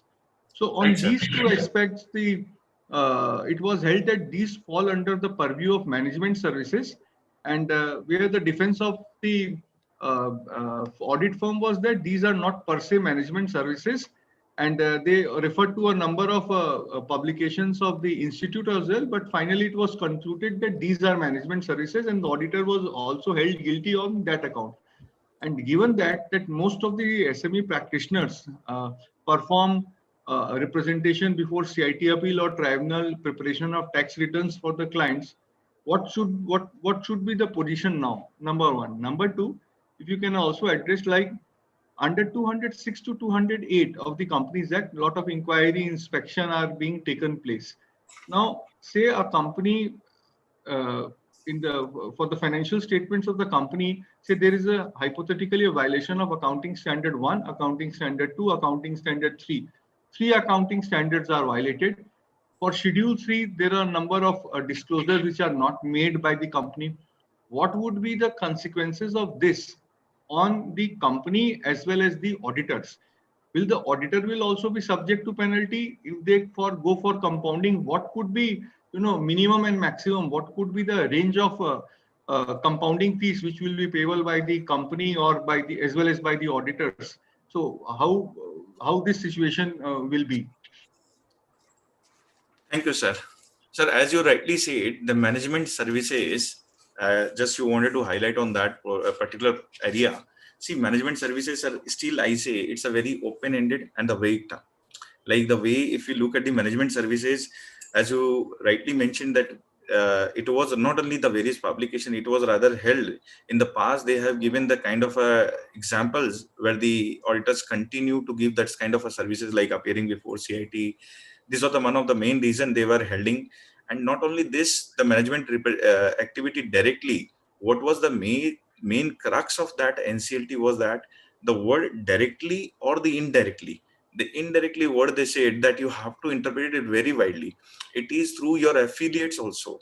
And the affiliates, the entity where you are having your affluence or where you are having as control, that will also be concluded as your indirect, you can say, the entity where from you are giving these services. So what happened in these week 4, it was held, they're having a number of chains or firms which they are continuing or discharging their responsibility in different manner. So in these case, this was the main reason that they have. And now the going forward, it's very clear that once it is held in such a landmark judgment that it will constitute to the management activity, so management services, so there is no ground that in future we can take a different plea unless or until if there is another judgment which contradicts it. Until that moment, it will be construed as if we are rendering to the management services, so it will be forming a part of that. Now the question is that indirectly what the affiliates and the other entities, that needs to be more careful when we are like, say for example, even a small partner, when they are giving the services, this indirect control needs to be examined thoroughly. And that is why I emphasized on the role of more and more independency is required. Even if we are the auditors, it has to be maintained at the complete, I said that the management distancing norm. There should not be any relation through affiliates to any other entity, like in these cases ILFS where we discussed. Many of the partners were in 1 year back, they were partner in the Deloitte, and later on they were in the BSR. Later on, they were having some other affiliate where they have having a control. So these were the major reason for holding them responsible of providing the management services. More so, even if that as 144 I highlighted, I would just like to add here, since you have raised the matter of management services, 144 is again a section which not only gives a negative list, again the list which can be taken up with the approval of the board or audit.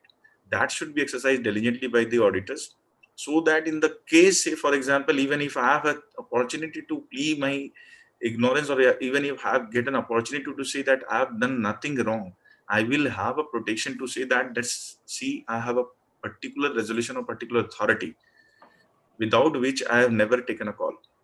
So this was also not found in this case. So this made this case more exaggerated or more aggravated situation.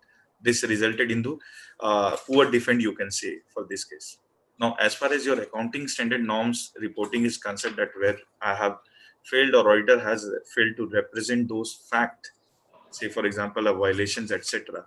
So to that, I will say particularly under the act, like there is no, if you look at the Schedule 3 violations, or if you see that the any other matter, I will like draw a reference to for the company, that where the company is there, if company side is there and they contravenes, then the penalty amount gets triggered, and it can be under 129, which says that is a imprisonment profession, means a punishable offense with the imprisonment which may extend to 1 year, or a fine of which may extend to 5 lakh, or with both. So that comes on the company. Now, as far as the auditor is concerned, that will again come under the 147(2), because the reason being, their responsibility come through the different two channels. It has to be read in the co-joint reading. Like the Supreme Court, if you look at the 130, while giving their judgment on the 130, 147, sometimes they have also referred it very clearly that when there is a silent of one provision, it has to be referred through the co-joint reading. And in our, as far as the auditors are concerned, they will be covered under 147(2), because the reading will come from their duty as an auditor to sign the reports, which only on the veracity of the informations or on the cross examination on the particular compliance they will file. So Ravi, yes, sir. One more question to this. Like, as you said rightly, on company, it is up to 5 lakhs plus Right, there is sir. a prosecution.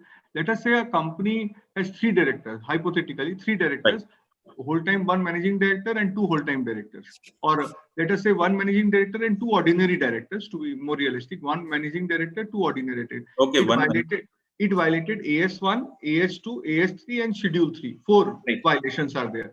So the penalty for this would be 5 lakhs up to a maximum of 5 lakhs for each violation. 5 lakhs into 4 up to the highest extent. See, sir, it is again like if we go by the law that it says contravenes of the provision. So if say, for example, there are 4 violations, it is a maximum upper cap if we read together. But if it is reported again and again as severely, the matter can be like it can be taken as, say, for example, if it is not reported at one point of time, then again it will come as a penalty for different means it will be on the basis of event wise. But otherwise, the way, like say, for example, even if I defaulted in the 4 accounting standard, because the basic principle, the essence of the law is to comply with the accounting standard. So that means collectively. So if I failed in complying on 1 or 2 part, it collectively says my responsibility or the fine made to the extent of 5 lakh. Okay. Okay. Yeah. Yeah. Anupji. Yeah, members, do you have any questions? You can raise your hands, or there is no question in the chat box, I suppose. Penal provision is डर गए होंगे सब. Penal provision में डराते रहते हैं. You are right, sir. You are right, sir.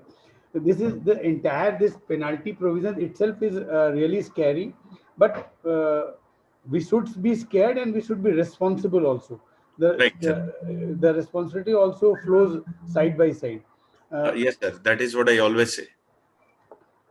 Thank you very much, CS Ravi Verma ji, for taking us a very detailed and elaborate session. This also dissecting the ILFS case analysis and the flow chart, how it is moved from DEA, then SFIO, then NCLT, and then miscellaneous application at NCLT, then Mumbai High Court, and then also MCA has moved to Supreme Court, where Supreme Court has not stayed. You have actually done the analysis and and side by side you also took section 144 to section 5, a very, very extensive analysis. And I believe, and I'm sure, the entire audience must have been immensely benefited from this session. I request all of the members out here to please put your hands together and give a wide round of applause for Ravi Verma ji. Thank you very much, Ravi sir, for taking this session. A small memento on behalf of ACAE, sir. Is it visible, Mohit ji? Yeah, visible. Okay. So this is a small memento on behalf of ACAE, sir, to you, and thanks so to much. and thanks to all the participants who has joined on a Saturday evening. You has given your valuable time. Please keep joining us. We have another refresher course on GST from 17th of this month to 21st, the 5-day refresher course. And thank you, each one of you. With your permission, may I request, can I close this session now? Thank you very much, Ravi ji. Thank you very much, Mohit ji. Thank you, sir. You also took the session in the first half. CARO, you are our troubleshooter. CARO 2016, you took it at the last moment. It was actually a very pleasant surprise to me. You took the session. Thanks a lot, Mohit ji, for taking the session on CARO. My pleasure. My pleasure. Thanks. Thank you. Thank you, Anuj. Thank you very much. Thanks, Ravi sir, once again. Thank you, sir. Thank you, sir. Yeah.